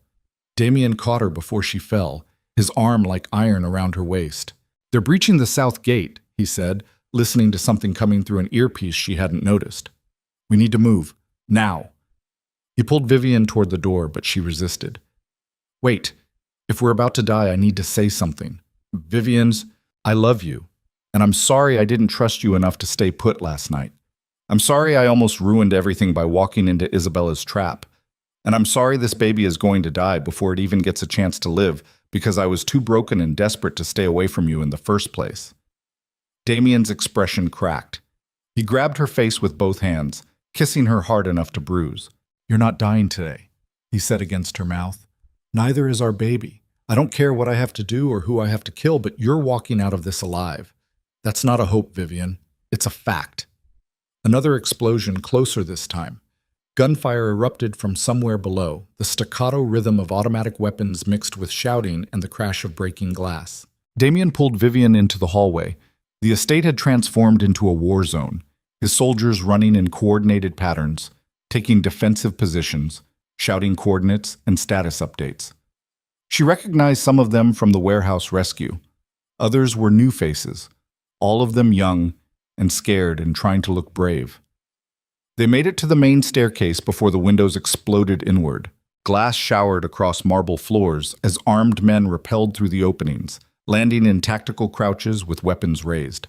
Damien shoved Vivian behind him and opened fire, his movements fluid and precise, each shot finding its target with lethal accuracy. Bodies fell. More kept coming. Vivian pressed against the wall, the gun Damien had given her clutched in white-knuckled hands, her heart hammering so hard she thought it might burst through her ribs. She'd never seen violence like this up close, not the clinical aftermath, but the brutal reality of men trying to kill each other in real time. Damien moved through it like a force of nature, firing and reloading and directing his soldiers with shouted commands that somehow cut through the chaos. But for every attacker he dropped, two more appeared. They were being overwhelmed. "Fall back," Damien shouted. "Everyone to the panic room." His soldiers retreated in controlled patterns, providing covering fire as they moved deeper into the estate.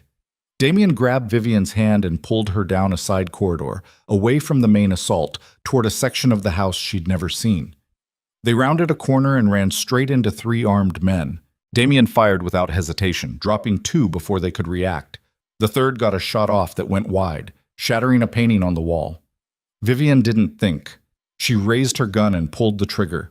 The recoil nearly broke her wrist. The shot went wide, missing the man by at least 3 feet.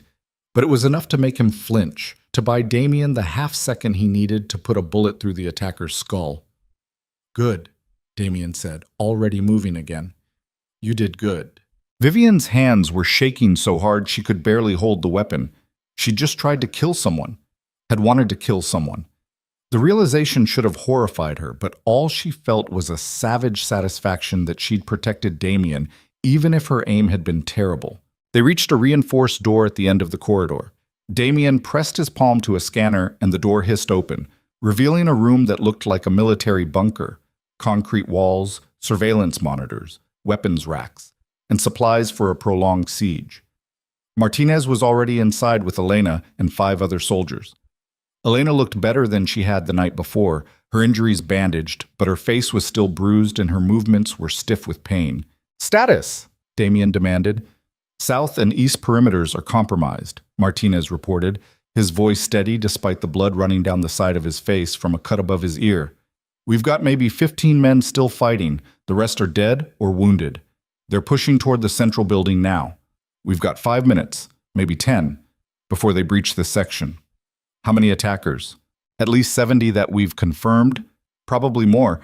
They're not even trying to hide their numbers anymore." Damien moved to the surveillance monitors, studying the feeds with an expression that made Vivian's stomach drop. She could see it in his eyes. He was doing the math, calculating odds that didn't add up to survival. "We need to negotiate," one of the soldiers said. "There's no negotiation." Damien's voice was flat. "They came here to wipe us out and take everything I've built. The only question is how many of them we take down before they succeed. There has to be another option. There isn't. We're outgunned, outmanned, and trapped. The only thing we control is how hard we make them work for it." Vivian watched him, saw the cold acceptance in his posture, and felt something break inside her. This was how it ended. Not with escape or clever plans or last-minute rescues. Just brutal mathematics and the reality that sometimes the monsters won. "No," she said. Everyone turned to look at her. "No?" Damien's eyebrow raised. "You said the only way out is through them, so let's go through them. Vivian, there are 70 armed men between us and freedom, and they're here because of me. Because I'm the weakness they can exploit to destroy you. So give me to them." The room went silent. "Absolutely not," Damien said. "Listen to me. They want leverage over you, right? Proof that you've gone soft? So give them what they want. Let them think they've won. And while they're distracted trying to figure out what to do with me, you hit them from behind. That's suicide. It's strategy. You taught me that everything is leverage in your world. So let me be leverage. Let me be the thing they focus on while you take them apart piece by piece." Martinez was nodding slowly. "It could work. If we stage a surrender, make it look like we're giving her up to save the rest of us. They'll consolidate their forces, bring their leadership into the open. That's when we strike." I said no. Damien's voice carried absolute authority. "We're not using Vivian as bait. You're using me as the reason to fight," Vivian shot back. "What's the difference?" The difference is control. If I'm fighting, I can protect you. If you're out there surrounded by my enemies, I can't. Then trust me to protect myself. With what? You fired a gun exactly once and missed. Then give me a better weapon. Vivian moved closer to him, her voice dropping. You said you'd burn this city to ash before letting them hurt me. Prove it. Give me the chance to save us both. Damien stared at her, something complicated and painful warring in his expression. Finally, he looked at Martinez. What's the play? We wire her with explosives. Not enough to kill her, but enough to make our enemies think twice about getting too close. Vivian walks out under a white flag. They take her to their command post, probably in the main courtyard where they've set up operations. Once they've consolidated, we detonate the charges as a distraction and hit them from 3 sides. That puts Vivian at ground zero of an explosion. I'll be wearing body armor under my clothes, Vivian said, and you'll time it so I have a chance to get clear. It's risky, but it's better than sitting here waiting to die. Another explosion rocked the bunker. Dust rained from the ceiling. On the monitors, Vivian could see enemy soldiers advancing through the estate's corridors, methodically clearing rooms, executing wounded defenders. They were running out of time. Do it, Damien said, the words seeming to cost him something vital. But if this goes wrong, it won't, Vivian interrupted with more confidence than she felt. You're going to save us. That's what you do. The next 5 minutes were controlled chaos. Elena helped Vivian into a lightweight vest covered in what looked like clay. Martinez explained how the charges worked, remotely detonated, shaped to direct the blast outward, non-lethal at the center if she was wearing protection. Vivian tried not to think about all the ways this could go catastrophically wrong. Damien pulled her aside while the others prepared. I need you to understand something, he said quietly. If you die out there, I won't stop. I'll kill every single person involved and everyone they've ever loved. I'll raze their territories to the ground and salt the earth so nothing grows back. This city will know what it means to take something from me. I know, and I need you to know that's not a threat. It's a promise, because losing you would break something inside me that can't be fixed. Vivian reached up and pulled him down into a kiss that tasted like blood and fear and desperate love. Then don't lose me, she whispered. Come get me, Damien. Do what you do best. He pressed something into her hand, a small earpiece, nearly invisible. I'll be able to hear everything, and you'll hear me. When I say run, you run. No hesitation, no looking back. Understand? Yes. One more kiss, fierce and claiming, and then Martinez was pulling her toward the door. Wait! Elena called out. She crossed to Vivian and pressed something into her other hand. A small knife, the kind that folded into a handle barely larger than a lipstick. Just in case. Vivian slipped it into her pocket, her heart hammering. They opened the bunker door. The sounds of fighting were closer now, just around the corner. Martinez handed her a white cloth tied to a piece of rebar. Wave this as you walk. Keep your hands visible. Let them think you're terrified and defeated. I am terrified. Good. That'll make it convincing. Vivian stepped into the corridor alone, raising the white flag above her head. Her whole body was shaking, her breath coming in short gasps that she tried to control. Through the earpiece, she heard Damien's voice. I'm here. I've got you. Just breathe. She rounded the corner and came face to face with 6 armed men. They raised their weapons, fingers on triggers, eyes cold and evaluating. Don't shoot, Vivian said, her voice breaking exactly the way it should. Please, I'm surrendering. I just want this to stop. One of the men spoke into a radio. We've got the girl, Moretti's woman. She's waving a white flag. A crackle of response Vivian couldn't make out. Bring her to the courtyard. The bosses want to see her. They surrounded Vivian, rough hands patting her down for weapons, but not finding the vest under her loose clothing or the tiny knife in her pocket. They took the gun Damien had given her, the one she'd barely known how to use anyway. They marched her through the estate she'd started to think of as home, past bodies of Damien's soldiers lying in pools of blood, past walls pockmarked with bullet holes and paintings destroyed by gunfire. The beauty of the place had been gutted, transformed into a war zone that reeked of smoke and death. The courtyard was exactly where Martinez had predicted. At least 40 men, heavily armed, organized in a defensive perimeter around three older men in expensive suits who radiated power and authority. The family heads, the ones who had decided Damian Moretti needed to die. They looked up as Vivian was shoved forward, forced to her knees on the stone courtyard that had probably hosted elegant parties before tonight, transformed it into a battlefield. "So this is the woman who made Damian Moretti go soft," one of them said. He was in his 60s, gray-haired and distinguished, with eyes like chips of ice. "Doesn't look like much." "Where's Moretti?" another demanded. "Hiding in the bunker with what's left of his men," Vivian said, letting her voice shake. "He sent me out to negotiate." "There's no negotiation. He's going to die tonight. The only question is whether you die with him or get to walk away." Through the earpiece, so quiet she almost missed it, Damian's voice. 30 seconds. Get ready to run." Vivian forced herself to look confused, helpless, broken. "What do you want from me?" "Information. Access codes to his accounts, names of his contacts in law enforcement, everything he's got hidden that we can use to dismantle his organization completely." "I don't know any of that. I was just a waitress. I don't know anything about his business." "Then you're useless." The gray-haired man pulled out a gun. "And I don't keep useless things alive." 15 seconds, Damian's voice said. "Wait!" Vivian scrambled backward, her hand sliding into her pocket, closing around the small knife. "Wait, please! I'm pregnant! The baby!" "Should have thought about that before you spread your legs for a monster." He raised the gun, pointing it directly at Vivian's chest. "Now," Damian said. Vivian threw herself sideways the same moment the explosives detonated. The blast was deafening, a wall of force and sound that picked her up and threw her across the courtyard. She hit stone hard enough to drive the air from her lungs, her vision whiting out with pain. Her ears rang, her head spun. But the vest had worked. She was bruised, maybe had a cracked rib, but she was alive. Around her, chaos erupted. The explosion had been perfectly timed to catch the densest concentration of enemy soldiers, the shaped charges tearing through their formation and creating a gap in their defensive perimeter. And through that gap came Damian and his remaining soldiers, weapons firing, moving with coordinated precision that turned the courtyard into a killing field. Vivian tried to stand, but her legs wouldn't cooperate.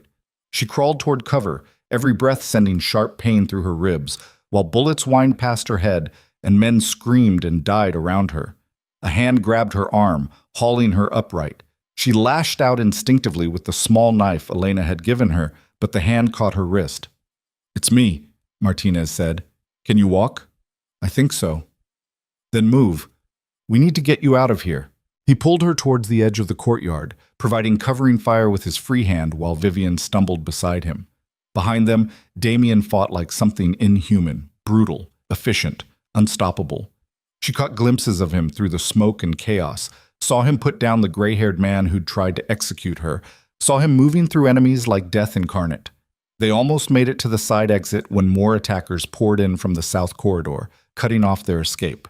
Martinez shoved Vivian behind a stone planter and opened fire. She pressed against the cold stone, her hands over her stomach, trying to protect the baby from bullets and explosions and the terrible reality that they might not survive the next 60 seconds. "Damian!" Martinez shouted into his radio. "We're pinned down at the east exit. Multiple hostiles." Through the earpiece, Vivian heard Damian's response. Clipped, controlled, furious. "Hold position. I'm coming." But he was across the courtyard, fighting through his own enemies, and there were too many between them. Martinez's gun clicked empty. He reached for a new magazine, but one of the attackers had a clear shot. Vivian saw it happening in slow motion, the rifle raising, the finger on the trigger, the inevitable trajectory that would end with Martinez dead and her completely defenseless. She didn't think. Vivian grabbed Martinez's backup weapon from his belt, raised it with both hands the way she'd seen Damian do, and fired 3 times. The first shot went wide. The second hit the attacker's shoulder. The third caught him in the chest, and he went down hard. Martinez stared at her for a half second of pure shock before he grabbed the gun back and resumed firing. "Stay down!" But more were coming, and they were out of ammunition and out of options. Then Damian was there. He moved like violence given form, his weapon never stopping, his face splattered with blood that wasn't his. He reached their position and dropped into cover beside Vivian, his hand immediately going to her face, checking for injuries. "Are you hurt?" "Bruised," maybe a broken rib, but the baby's okay. I can feel it moving. Something fierce and protective flashed across Damien's expression. Then he was moving again, coordinating with Martinez, the two of them working in perfect sync to clear the corridor. When the last attacker fell, an eerie quiet descended over the courtyard. Vivian looked around at the carnage. Bodies everywhere, blood pooling on expensive stone, the acrid smell of gunpowder and death thick in the air. "Is it over?" she asked. "Not even close," Damien said. He pulled her to her feet carefully, his hands gentle, despite the violence still thrumming through his body. "That was just the first wave. The family heads got away during the confusion. They'll regroup and come back with reinforcements."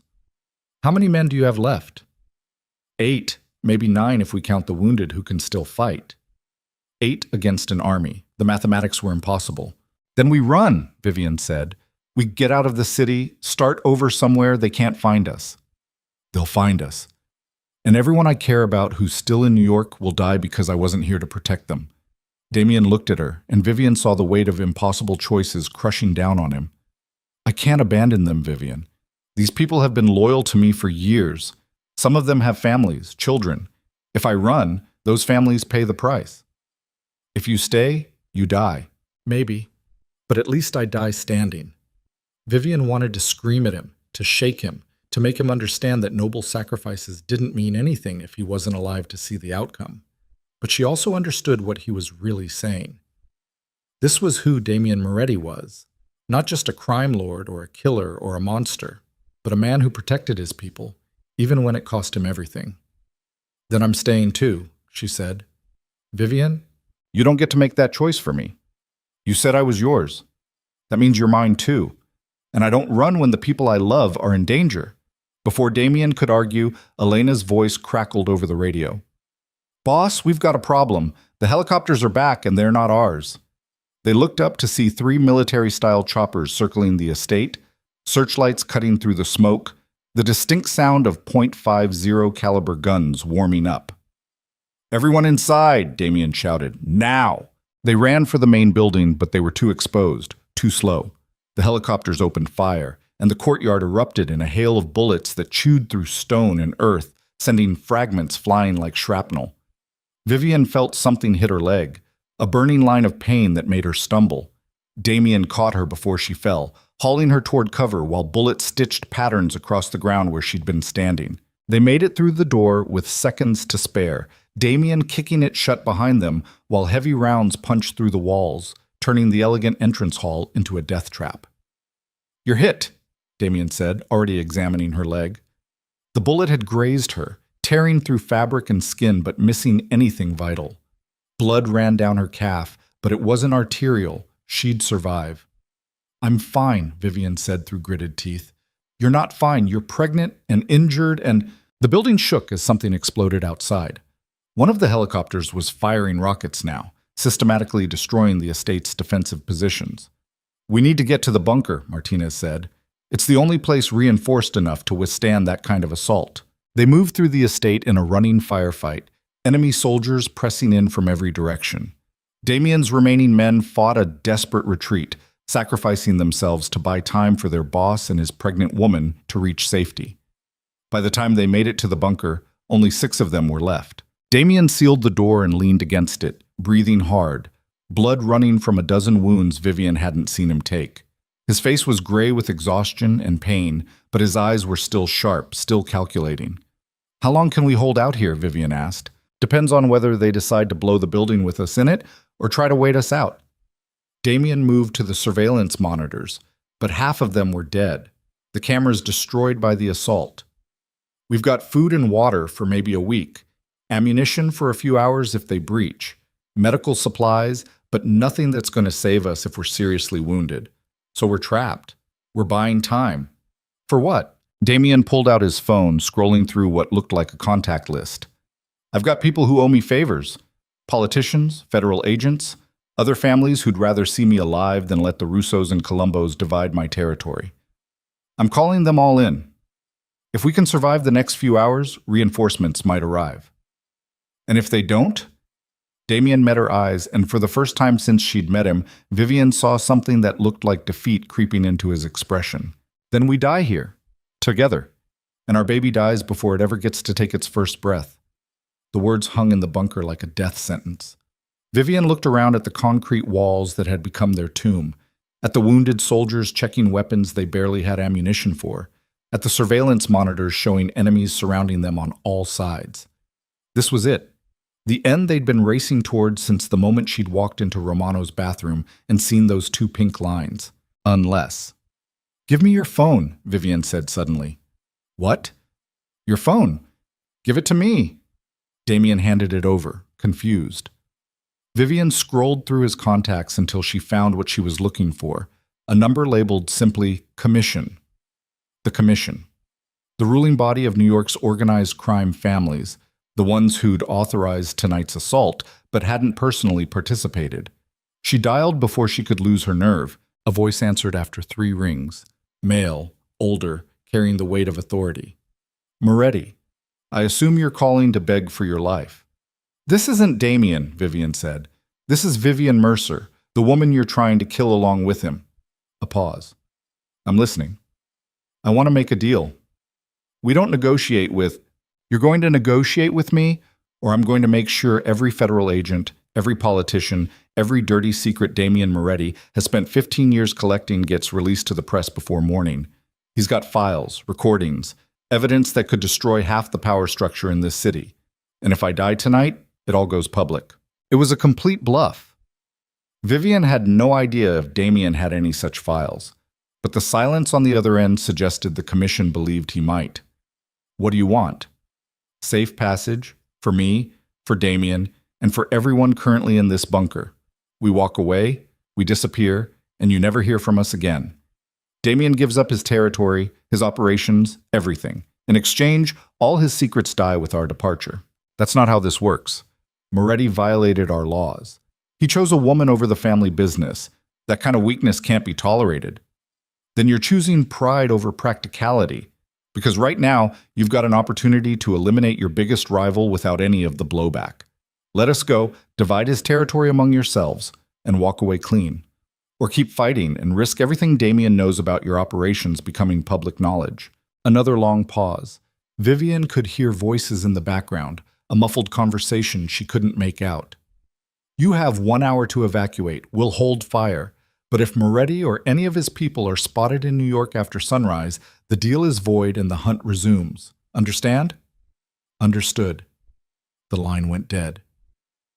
Vivian looked up to find everyone in the bunker staring at her. Damien's expression was unreadable. "Did you just negotiate our surrender?" he asked quietly. "I negotiated our survival. There's a difference." "I don't run, Vivian. That's not who I am."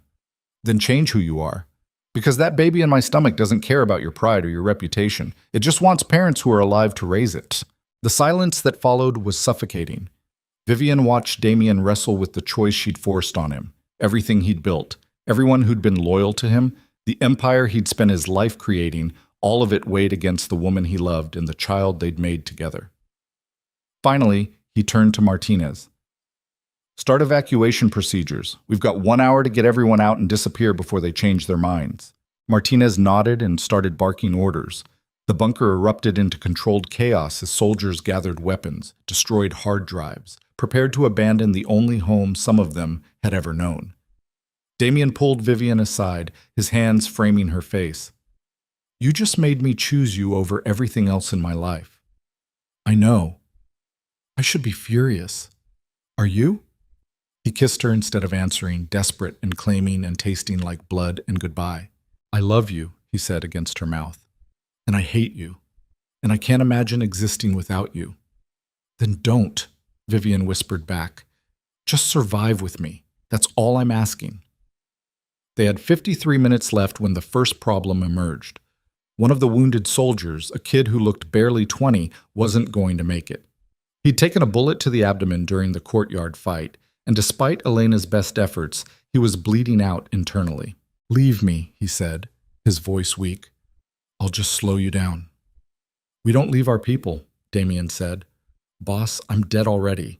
Just make sure it means something." He died 6 minutes later, his hand in Elena's, his last words a whispered prayer for his mother Vivian couldn't quite hear. They had 41 minutes left when the second problem hit. The escape tunnel Damien had planned to use, a reinforced passage leading to a garage 3 blocks away, had collapsed during the assault. 30 tons of rubble blocked the only exit that didn't lead straight through enemy lines. "We need another option," Martinez said. "There isn't one. That tunnel was the contingency." "Then we fight our way out." "With what ammunition? We've got maybe 2 magazines per person. We won't make it 20 feet.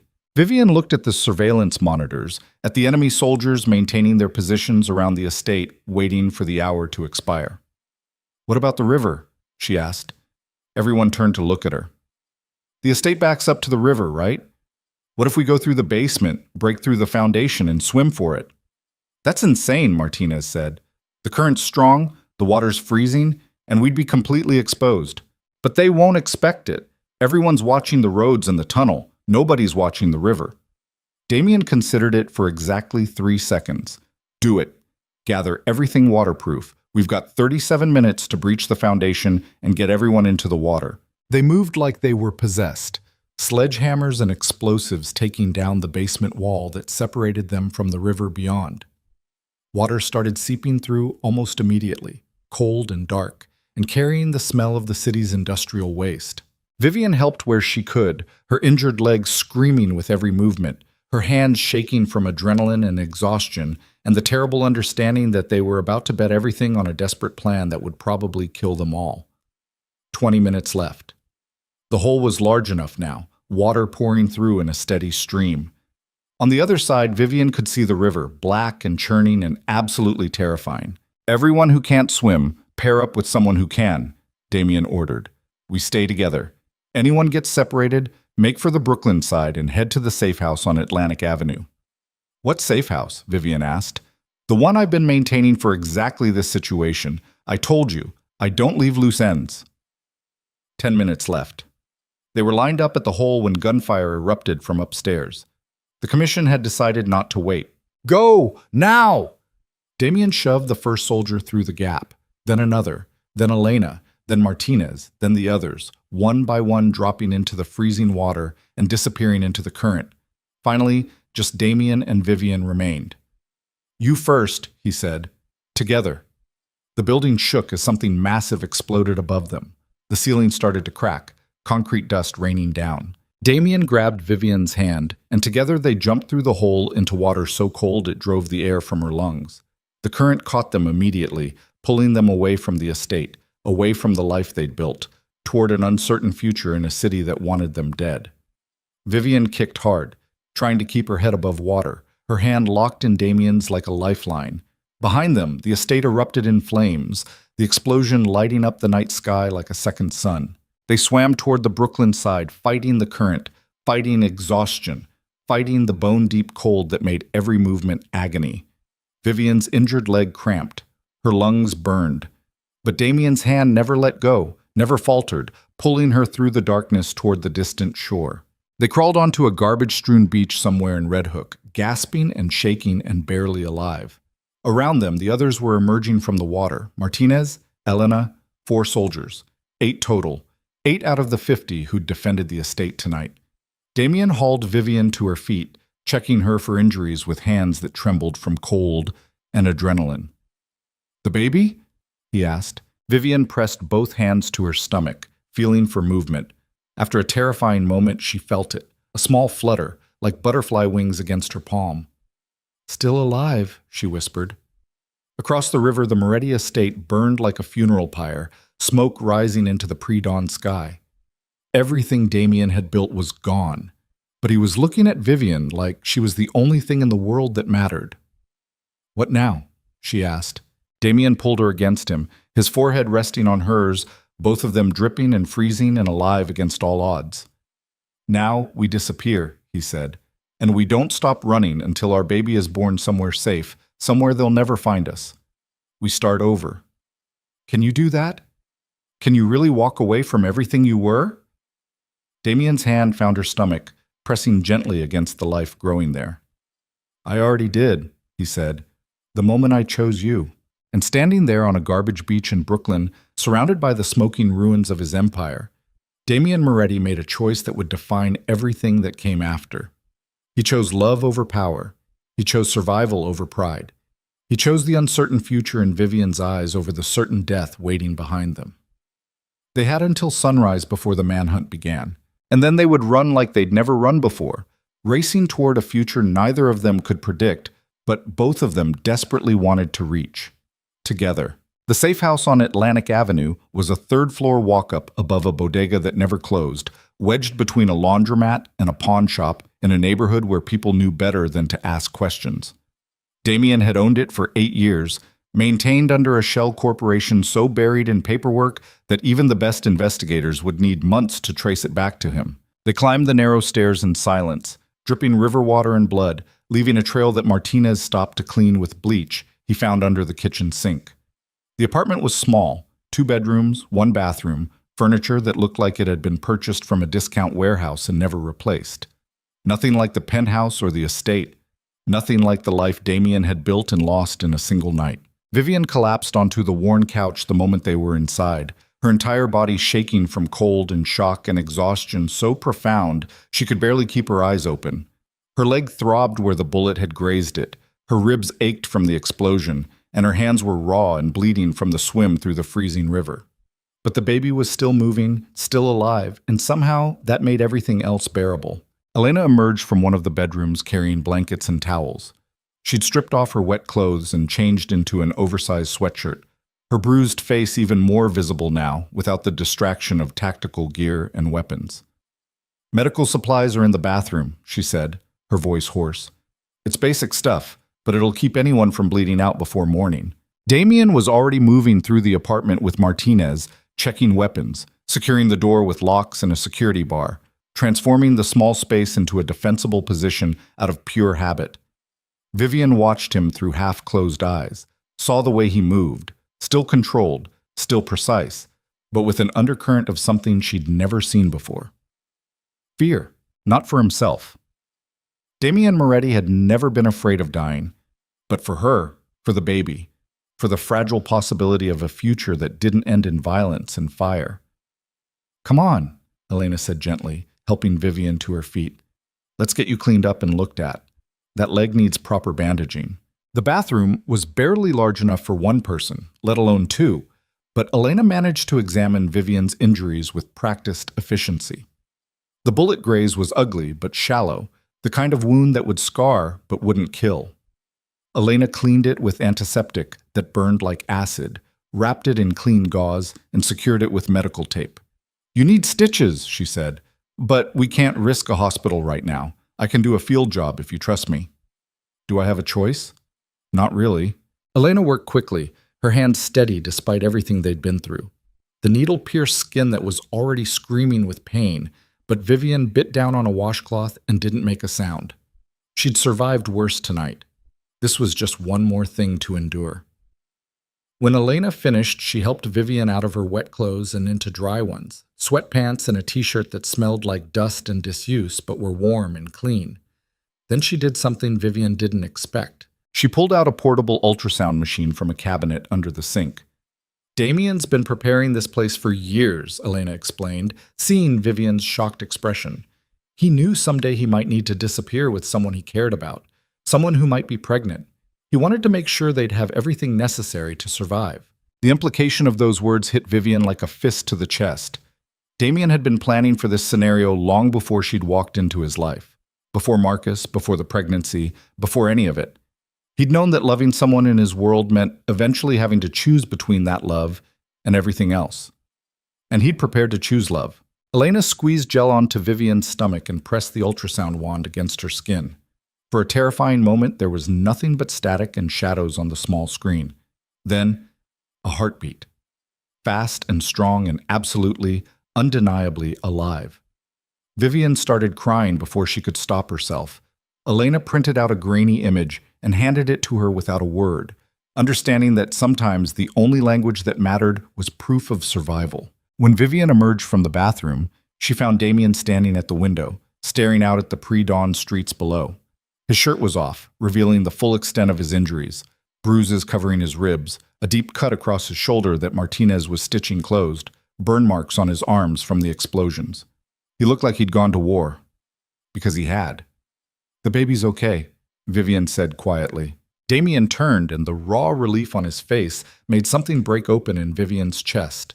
He crossed to her in 3 strides, his hands framing her face with a gentleness that contradicted every violent thing he'd done tonight. "Show me," he said. Vivian handed him the ultrasound image. Damien stared at it like it was the most precious thing he'd ever seen, his thumb tracing the outline of the tiny form barely visible in the grainy photograph. 18 weeks, he said softly. Halfway there. Halfway to what?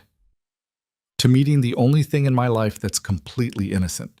The only choice I've made that wasn't built on blood and violence. Martinez cleared his throat from across the room. "Boss, we need to talk about next steps. The commission's going to realize we survived within the next few hours. Once they do, they'll mobilize everything to find us." Damien set the ultrasound image down carefully on the table, his expression hardening back into the mask Vivian had learned to recognize as his armor against the world. "How much cash do we have access to?" "Maybe 50,000 in the emergency stash here. Another 200,000 in accounts I can access without triggering alerts. After that, we're relying on assets that are too risky to touch." "Weapons?" "Enough for a prolonged firefight. Not enough for a war." "We're not fighting a war anymore," Damien said, the words sounding like they cost him something vital. "We're running, which means we need new identities, transportation that can't be traced, and a destination far enough away that the Commission won't waste resources hunting us." "Where were you thinking?" "Somewhere they'd never look. Somewhere so far outside their sphere of influence that we'd be more trouble than we're worth to eliminate." Martinez pulled out a map, spreading it across the small kitchen table. "South America's too obvious. Europe's too connected. Asia's possible, but the logistics are complicated with a pregnant woman." "What about Canada?" Elena suggested.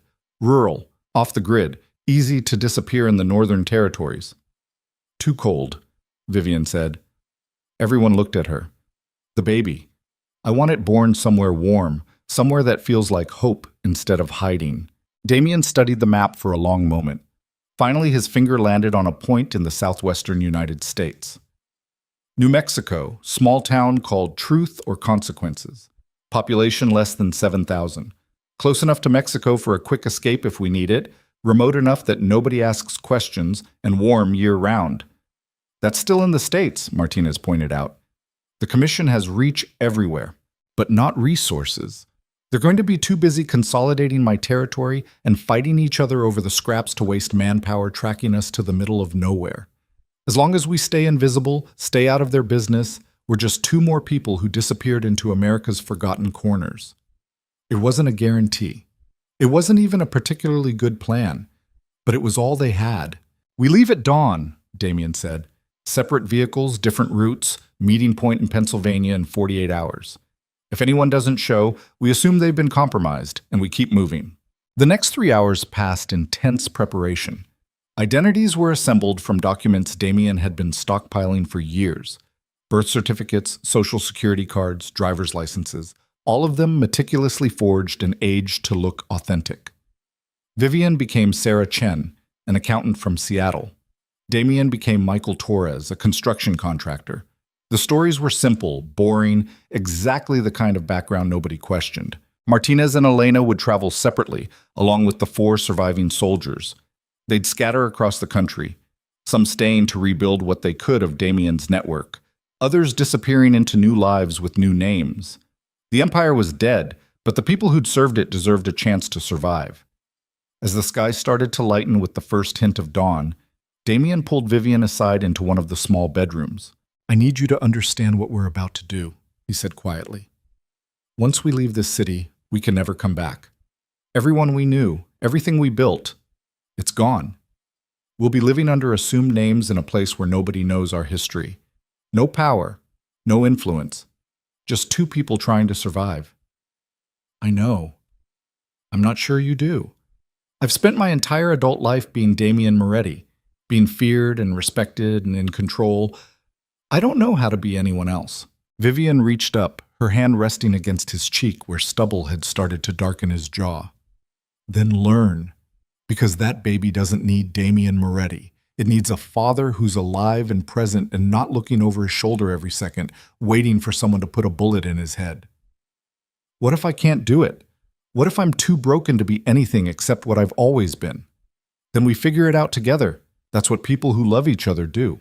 Damien pulled her against him, his arms wrapping around her like he was trying to absorb her into his bones, make her part of him in a way that couldn't be undone by distance or time or the weight of everything they'd lost. I'm going to fail you, he whispered into her hair. I'm going to make mistakes and hurt you and be exactly the kind of father I swore I'd never become. Probably. And I'm going to be terrified and overwhelmed and have no idea what I'm doing. But we'll fail together, and maybe that's enough. They stood there holding each other while the world outside prepared to hunt them. And for just a moment, Vivian let herself believe that love might actually be strong enough to survive everything that came next. But Sir DX. They left in 3 vehicles just after sunrise. Martinez and 2 soldiers took a beat-up Ford truck heading west toward Chicago. Elena and the other 2 soldiers took a minivan north toward Boston. And Damien and Vivian climbed into a 15-year-old Honda Civic with 200,000 miles on the odometer and Pennsylvania plates heading south through New Jersey. The morning was gray and cold, the kind of weather that matched their exhaustion and fear. Vivian watched Brooklyn disappear in the rearview mirror, watched the city that had nearly killed them fade into industrial sprawl and highway, and felt something like grief settle into her chest. She'd lost so much in such a short time. Her invisibility, her safety, the simple anonymity of being nobody that mattered. But she'd also gained things she'd never expected. Love that felt like drowning and flying at the same time, a baby growing inside her that somehow still clung to life, and a man who'd given up everything for the chance to be her future instead of her destroyer. They drove in silence for the first hour, Damien's hands tight on the wheel, his eyes constantly checking mirrors for signs of pursuit. Every cop car made him tense. Every vehicle that followed them for more than a few miles became a potential threat. You need to breathe, Vivian said finally. I'm breathing. You're hyperventilating. Pull over. We can't stop. We need to put distance. Damien, pull over. He did, guiding the Civic onto the shoulder of some nameless highway surrounded by dead trees and gray sky. The moment the car stopped, his hands started shaking. Tremors he'd been suppressing through pure willpower, the delayed shock of everything catching up to him all at once. Vivian unbuckled her seatbelt and reached across the center console, taking his face in both hands and forcing him to look at her. We're alive, she said firmly. The baby's alive. We made it out. Everything else we'll handle when it comes. I killed them. The words came out broken, raw. Not just the ones who attacked us, but everyone who worked for me and didn't make it out. Their deaths are on me because I chose to fight instead of surrender earlier, because I let my pride matter more than their lives. You gave them the choice to run. They chose to stay and fight. That's not on you, isn't it? I built an empire on violence and loyalty, then abandoned it the moment it cost me something I couldn't afford to lose. What does that make me? Human, Vivian said, flawed and selfish and capable of changing, just like everyone else. Damien's laugh was bitter. I've spent 15 years being a monster. You think I can just stop because we're driving toward New Mexico in a shit car with fake IDs? I think you don't have a choice, because in about 5 months, you're going to be holding a baby that doesn't care about your reputation or your past. It's just going to need you to be there, to be present, to be someone who chooses them every single day. And if I can't, then I'll raise this child alone and you can go back to being Damien Moretti until someone finally puts a bullet in you. But I don't think that's what you want. Damien's eyes searched her face like he was looking for proof that she actually believed what she was saying. What do I want? To be free. To wake up without fear. To love something without it becoming leverage someone else can use to destroy you. You want what everyone wants, Damien. You just never thought you deserved it. Something shifted in his expression, not acceptance, but the beginning of possibility. He pulled Vivian across the console and into his lap, holding her carefully, his face buried in her hair while his whole body shook with the weight of everything he was trying to let go. They sat like that for a long time, 2 broken people clinging to each other on the side of a highway while the world moved past them, indifferent to their survival. Finally, Damien pulled back enough to look at her. I love you. And I'm terrified that's not going to be enough. It doesn't have to be enough. It just has to be true.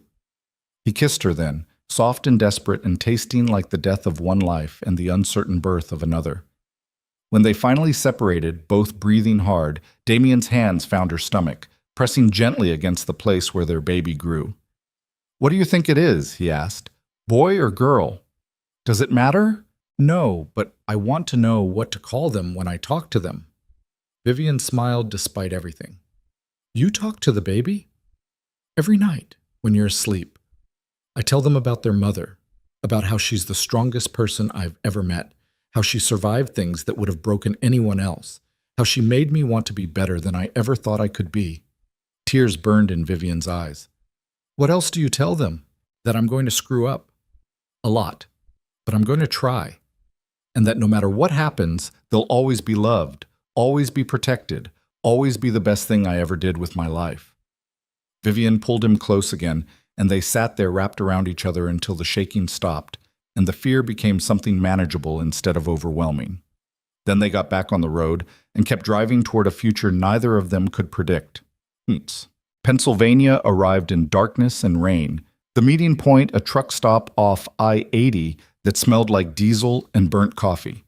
Martinez's truck was already there when they pulled in, but the minivan with Elena and the others was nowhere to be seen. They waited 3 hours past the scheduled meeting time. Elena never showed. Martinez made the calls using a burner phone, reaching out through networks that still existed in the smoking ruins of Damien's organization. The news came back in fragments, pieced together from sources who'd heard things third hand and were too scared to confirm details. The minivan had been stopped at a roadblock in Connecticut. 3 bodies found at the scene, all matching the description of Elena's team. No sign of Elena herself. "She's alive," Martinez said quietly. "They would have left her body if they'd killed her, which means they took her." "Why?" Vivian asked, though she already knew the answer. "Leverage. They think if they torture her long enough, she'll give up where we're going, or they're using her as bait to draw us out." Damien's expression was carved from stone. "We're not going back." "Boss, She knew the risks. We all did. If I go back to try to save her, everyone dies, including Vivian and the baby. Elena wouldn't want that. She's been loyal to you for 8 years, which is exactly why she'd tell me to keep running and not look back." Damien's voice cracked slightly. "We honor her by surviving. That's all we can do." Martinez nodded slowly, understanding even though it clearly cost him. "What about the others, the ones who scattered? We leave them in place. They're smart enough to go to ground. Anyone the commission catches, we can't help." Damien turned to Vivian. "From this point forward, it's just us. No contact with anyone from our old life. We disappear completely." They left the truck stop before dawn, abandoning Martinez to whatever path he'd chosen for himself. Vivian watched him grow smaller in the side mirror, a lone figure standing in the rain beside a truck that had carried them away from one life and deposited them at the edge of another. She wondered if she'd ever see him again. She wondered if any of them would survive long enough for it to matter. Truth or Consequences, New Mexico, was exactly what its name suggested.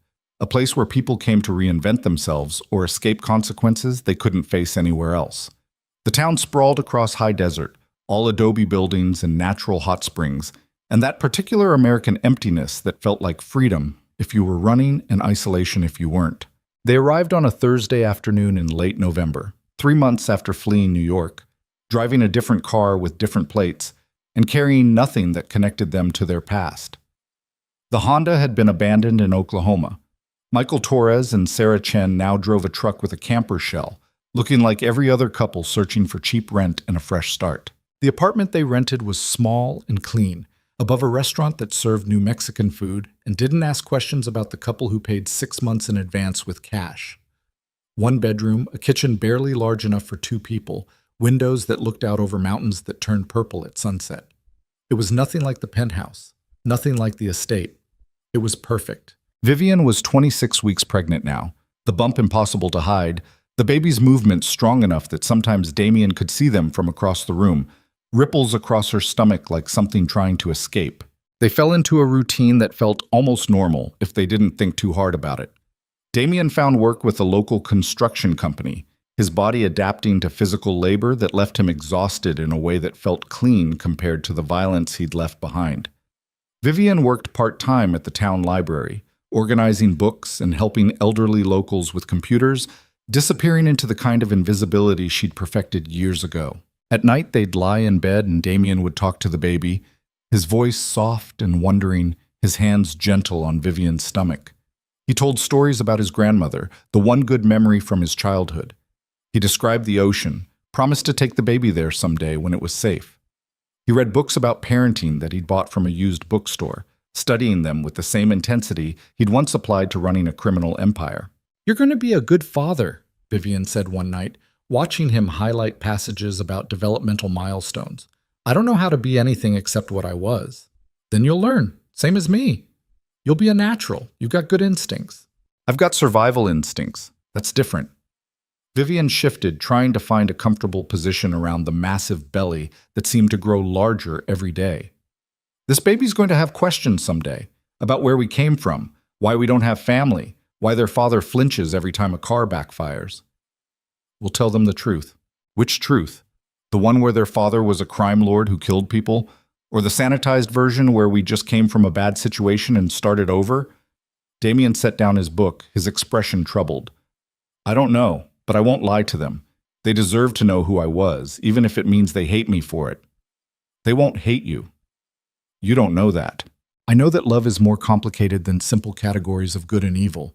I know that people can be monsters in one context and heroes in another. And I know that our child is going to grow up loved and protected, which is more than either of us had." Damien's hand found hers in the darkness, threading their fingers together. "I still think about them sometimes," he admitted. "The people I killed, the ones who died because of decisions I made. Elena, Martinez, all the soldiers who fought for me and didn't make it out. That's called a conscience. It means you're still human. Doesn't feel human, feels like I'm haunted." "Good. You should be haunted. It means those deaths mattered. It means you remember the cost of the life you chose." They lay there in the darkness of their small apartment in a town named for consequences, two people trying to build something new from the wreckage of everything they'd destroyed. It wasn't redemption. It wasn't forgiveness. But it was survival. And sometimes that was enough. The baby came on a Wednesday in February, 3 weeks early, and in the middle of a snowstorm that had no business hitting the New Mexico desert but did anyway. Vivian's water broke at 2 in the morning, soaking through their sheets and shocking her awake with the sudden realization that this was happening now, whether she was ready or not. Damien moved into crisis mode immediately, the old control and precision taking over as he helped her into clothes and grabbed the bag they'd packed weeks ago. The drive to the hospital felt endless. Contractions hit Vivian like waves, each one stealing her breath and her ability to think about anything except the pain. Damien drove with one hand on the wheel and one hand gripping hers, his jaw tight with fear he was trying not to show. "You're going to be fine," he kept saying, like a mantra. "You're strong. You've survived worse than this." "This is different," Vivian gasped between contractions. "This could actually kill me." "It won't. I won't let it. That's not how childbirth works." "I don't care. You're not dying. Not today. Not ever." The hospital was small and understaffed, the kind of place that handled routine births and sent complicated cases to Albuquerque. The nurse who checked Vivian in looked tired and overworked, but her hands were gentle as she helped Vivian into a gown and onto a bed. "First baby?" she asked. "Yes. You're doing great. Just breathe through the contractions. We'll get you through this." Labor lasted 14 hours. 14 hours of pain that rewrote Vivian's understanding of what her body could endure. 14 hours of Damien beside her, letting her crush his hand until the bones ground together, whispering encouragement even when she screamed at him that this was his fault, that she hated him, that she was never doing this again. When the baby finally came, sliding into the world with a cry that sounded like fury and life, and everything Vivian had fought so hard to protect, she collapsed back against the pillows and wept. "It's a girl," the doctor said, placing the tiny, screaming bundle on Vivian's chest. A girl. Dark hair plastered to her head, eyes that would probably turn brown, fists waving in outrage at being pulled from warmth into cold, perfect and furious and absolutely miraculously alive. Damien stood frozen beside the bed, staring at his daughter like he'd never seen anything so terrifying and beautiful in his entire life. His hands trembled as he reached out, touching one tiny fist with a single finger. The baby grabbed onto him immediately, her grip surprisingly strong. "She knows you," Vivian whispered. "I can't." Damien's voice cracked. "I don't know how to—" "Hold her. You've been talking to her for months. Now you get to meet her."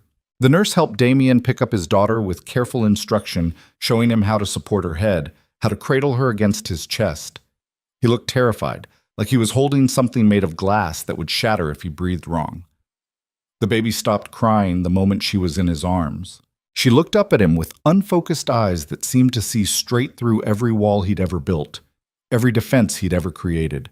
And Damien looked back at her with an expression of such complete, overwhelming love that Vivian felt her heart break and remake itself all at once.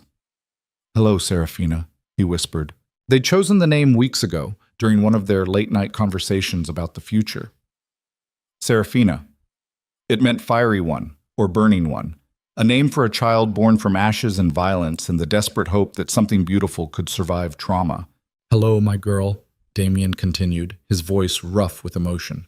"I'm your father, and I promise, that I'm going to spend the rest of my life making sure you never have to be afraid the way your mother and I were. You're going to grow up safe, loved, free, and no one is ever going to hurt you while I'm alive." Vivian watched him make promises to their daughter, watched him transform from the man who'd terrified Manhattan into someone gentler, softer, still capable of violence but choosing tenderness instead. This was who Damien Moretti had become. Not a crime lord, not a monster, just a father, holding his daughter for the first time, understanding that his entire life had led to this moment, and everything before it had just been prologue. The first 6 months of Serafina's life passed in a blur of sleepless nights, an overwhelming exhaustion, and moments of pure crystalline joy that made everything else bearable. She was an easy baby, slept relatively well, ate without fuss, seemed content to exist in the small apartment that had become their entire world. Damien took to fatherhood with the same intensity he'd once applied to running an empire. He read books on child development, learned to change diapers with military precision, stayed up nights rocking Serafina when she cried so Vivian could sleep. He was terrified of making mistakes, of somehow damaging this perfect creature he'd helped create, but he showed up every single day and tried. That, Vivian learned, was what parenthood actually meant. Not perfection, just showing up and trying and loving so fiercely it hurt. They celebrated Serafina's first birthday in their apartment with a small cake from the local bakery, and no one except the three of them. No extended family, no friends from their old life. Just Michael, Sarah, and Serafina Torres. 3 people who'd been reborn into a life so normal, it sometimes felt like a dream. Vivian was 26 now, Damien was 39, and Serafina was a tiny tornado of energy who'd just started walking and seemed determined to destroy everything in her path with cheerful determination. "She's going to be trouble," Damien said, watching their daughter attempt to climb onto furniture she had no business trying to scale. "She's your daughter. Of course she's trouble. She has your stubbornness and your complete disregard for safety." They smiled at each other over their daughter's head, 2 people who'd found something resembling peace in the ruins of everything they'd lost. It wasn't perfect. Damien still woke up sometimes in the middle of the night, drenched in sweat, his hands moving toward weapons that weren't there anymore. Vivian still flinched when cars backfired or when strangers looked at her too long. They both carried scars, visible and invisible, that would never fully heal. But they were alive, and they were together. And their daughter was growing up safe and loved in a world that didn't know or care about the violence that had created her. On a warm evening in May, 3 years after fleeing New York, Vivian stood in their small kitchen making dinner while Damien played with Serafina in the living room. Through the window, she could see mountains painted gold by the setting sun. The same mountains she'd been watching for years now, the same landscape that had witnessed their transformation from fugitives to family.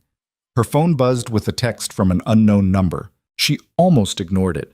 They didn't give their number to anyone except Serafina's daycare and Damien's employer, but something made her check it. "Martinez, I'm alive. Wanted you to know. Don't respond to this number." Vivian's breath caught. Martinez. Alive after 3 years of silence, after they'd assumed he was dead or captured or had simply disappeared into whatever new life he'd built. She showed the message to Damien when he came into the kitchen, Serafina balanced on his hip, both of them covered in what looked like marker from an art project that had gone predictably chaotic.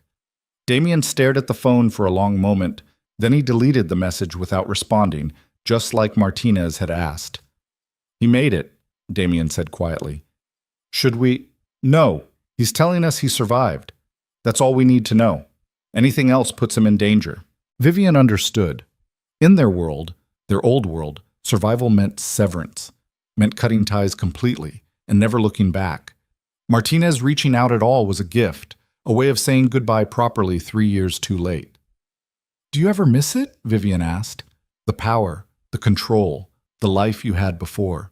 Damien looked at their daughter, who was trying to put marker on his face and giggling with delight every time he pretended to be surprised. Then he looked at Vivian, really looked at her, and she saw the answer in his eyes before he spoke.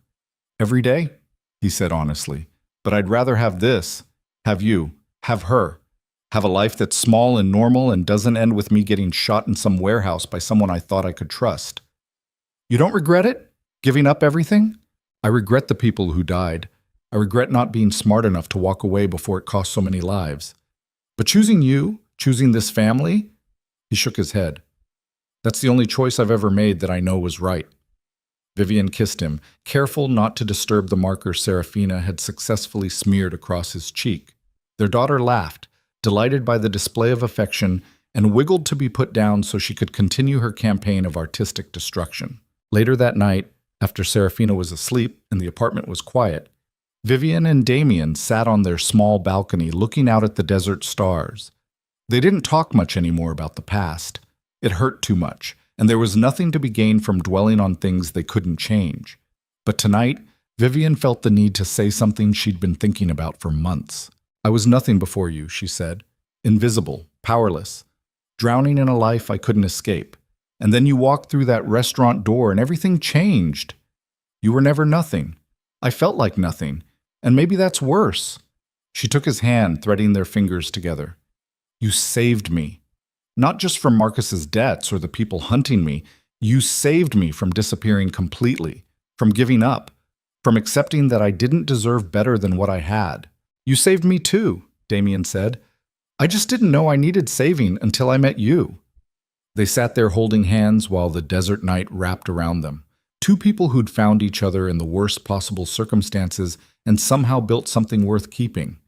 Vivian thought about the girl she'd been, exhausted, pregnant, terrified, standing in Romano's bathroom with a positive pregnancy test and no idea how she'd survive the next day, let alone the next 18 years. That girl would never have believed she'd end up here. Safe. Loved. Mother to a beautiful daughter. Partner to a man who'd chosen her over an empire. But life had taught Vivian that survival was about adapting, about making impossible choices and living with the consequences, about understanding that redemption wasn't a destination, but a daily practice of choosing better, even when everything in you wanted to give up. She'd survived poverty and abandonment and pregnancy and war. She'd fallen in love with a monster who'd proven himself capable of becoming something more. She'd given birth to hope in the middle of chaos, and raised that hope into a child who laughed easily and loved fiercely and had no idea how close she'd come to never existing at all. What are you thinking about? Damien asked. How far we've come. How much we've lost. How impossible it seemed that we'd ever get here. Do you wish things had been different? Vivian considered the question honestly. Different would mean Marcus never stealing from Damien. Different would mean never meeting in that private lounge. Different would mean Serafina never existing, and Vivian couldn't imagine a world without her daughter's laugh. No, she said finally. I wish fewer people had died. I wish we could have found this without destroying so much, but I don't wish away the path that led us here. Even the terrible parts made us who we are. Damien pulled her closer, and they sat there wrapped in each other while the stars wheeled overhead, and their daughter slept safely inside. Completely unaware that her existence was a miracle built on ashes and blood and the desperate love of two broken people trying to be whole. Years later, when Serafina was old enough to ask questions they couldn't avoid, they would tell her the truth. About Marcus and the debts, about Damien's empire and the war that destroyed it, about the night they'd escaped New York with nothing but each other and the fierce determination to give their daughter a better life. Serafina would be angry at first, confused, maybe even disgusted by the violence that had defined her parents' past. But eventually, she would understand. Not forgive, necessarily, but understand that people were complicated, that survival sometimes required terrible choices, and that love, real, messy, imperfect love, was worth fighting for even when the cost seemed unbearable. And maybe that understanding would be enough. Maybe it would help her build a life even better than the one her parents had scraped together from ruins. Maybe she'd never have to choose between power and love, between survival and morality, between who she was and who she wanted to become. Maybe she'd just get to be happy. That was the hope anyway. The dream that kept Vivian and Damien moving forward through the hard days and the exhausted nights and the moments when the past threatened to swallow them whole. Their daughter would be free, free from the violence that had shaped them, free from the fear that had hunted them, free to build whatever life she wanted, unburdened by the sins of parents who'd loved her enough to give up everything for her chance at something better. And standing on that balcony in Truth or Consequences, New Mexico, watching stars that had witnessed empires rise and fall for millennia and didn't care about the small dramas of human survival, Vivian Mercer, who'd once been invisible and was now everything to the two people she loved most, understood that this was what victory looked like. Not glory, not triumph, just breathing, living, loving, just making it to tomorrow and the day after that and the day after that, until someday the running stopped feeling like escape and started feeling like arriving at exactly the place they'd been meant to reach all along. Home.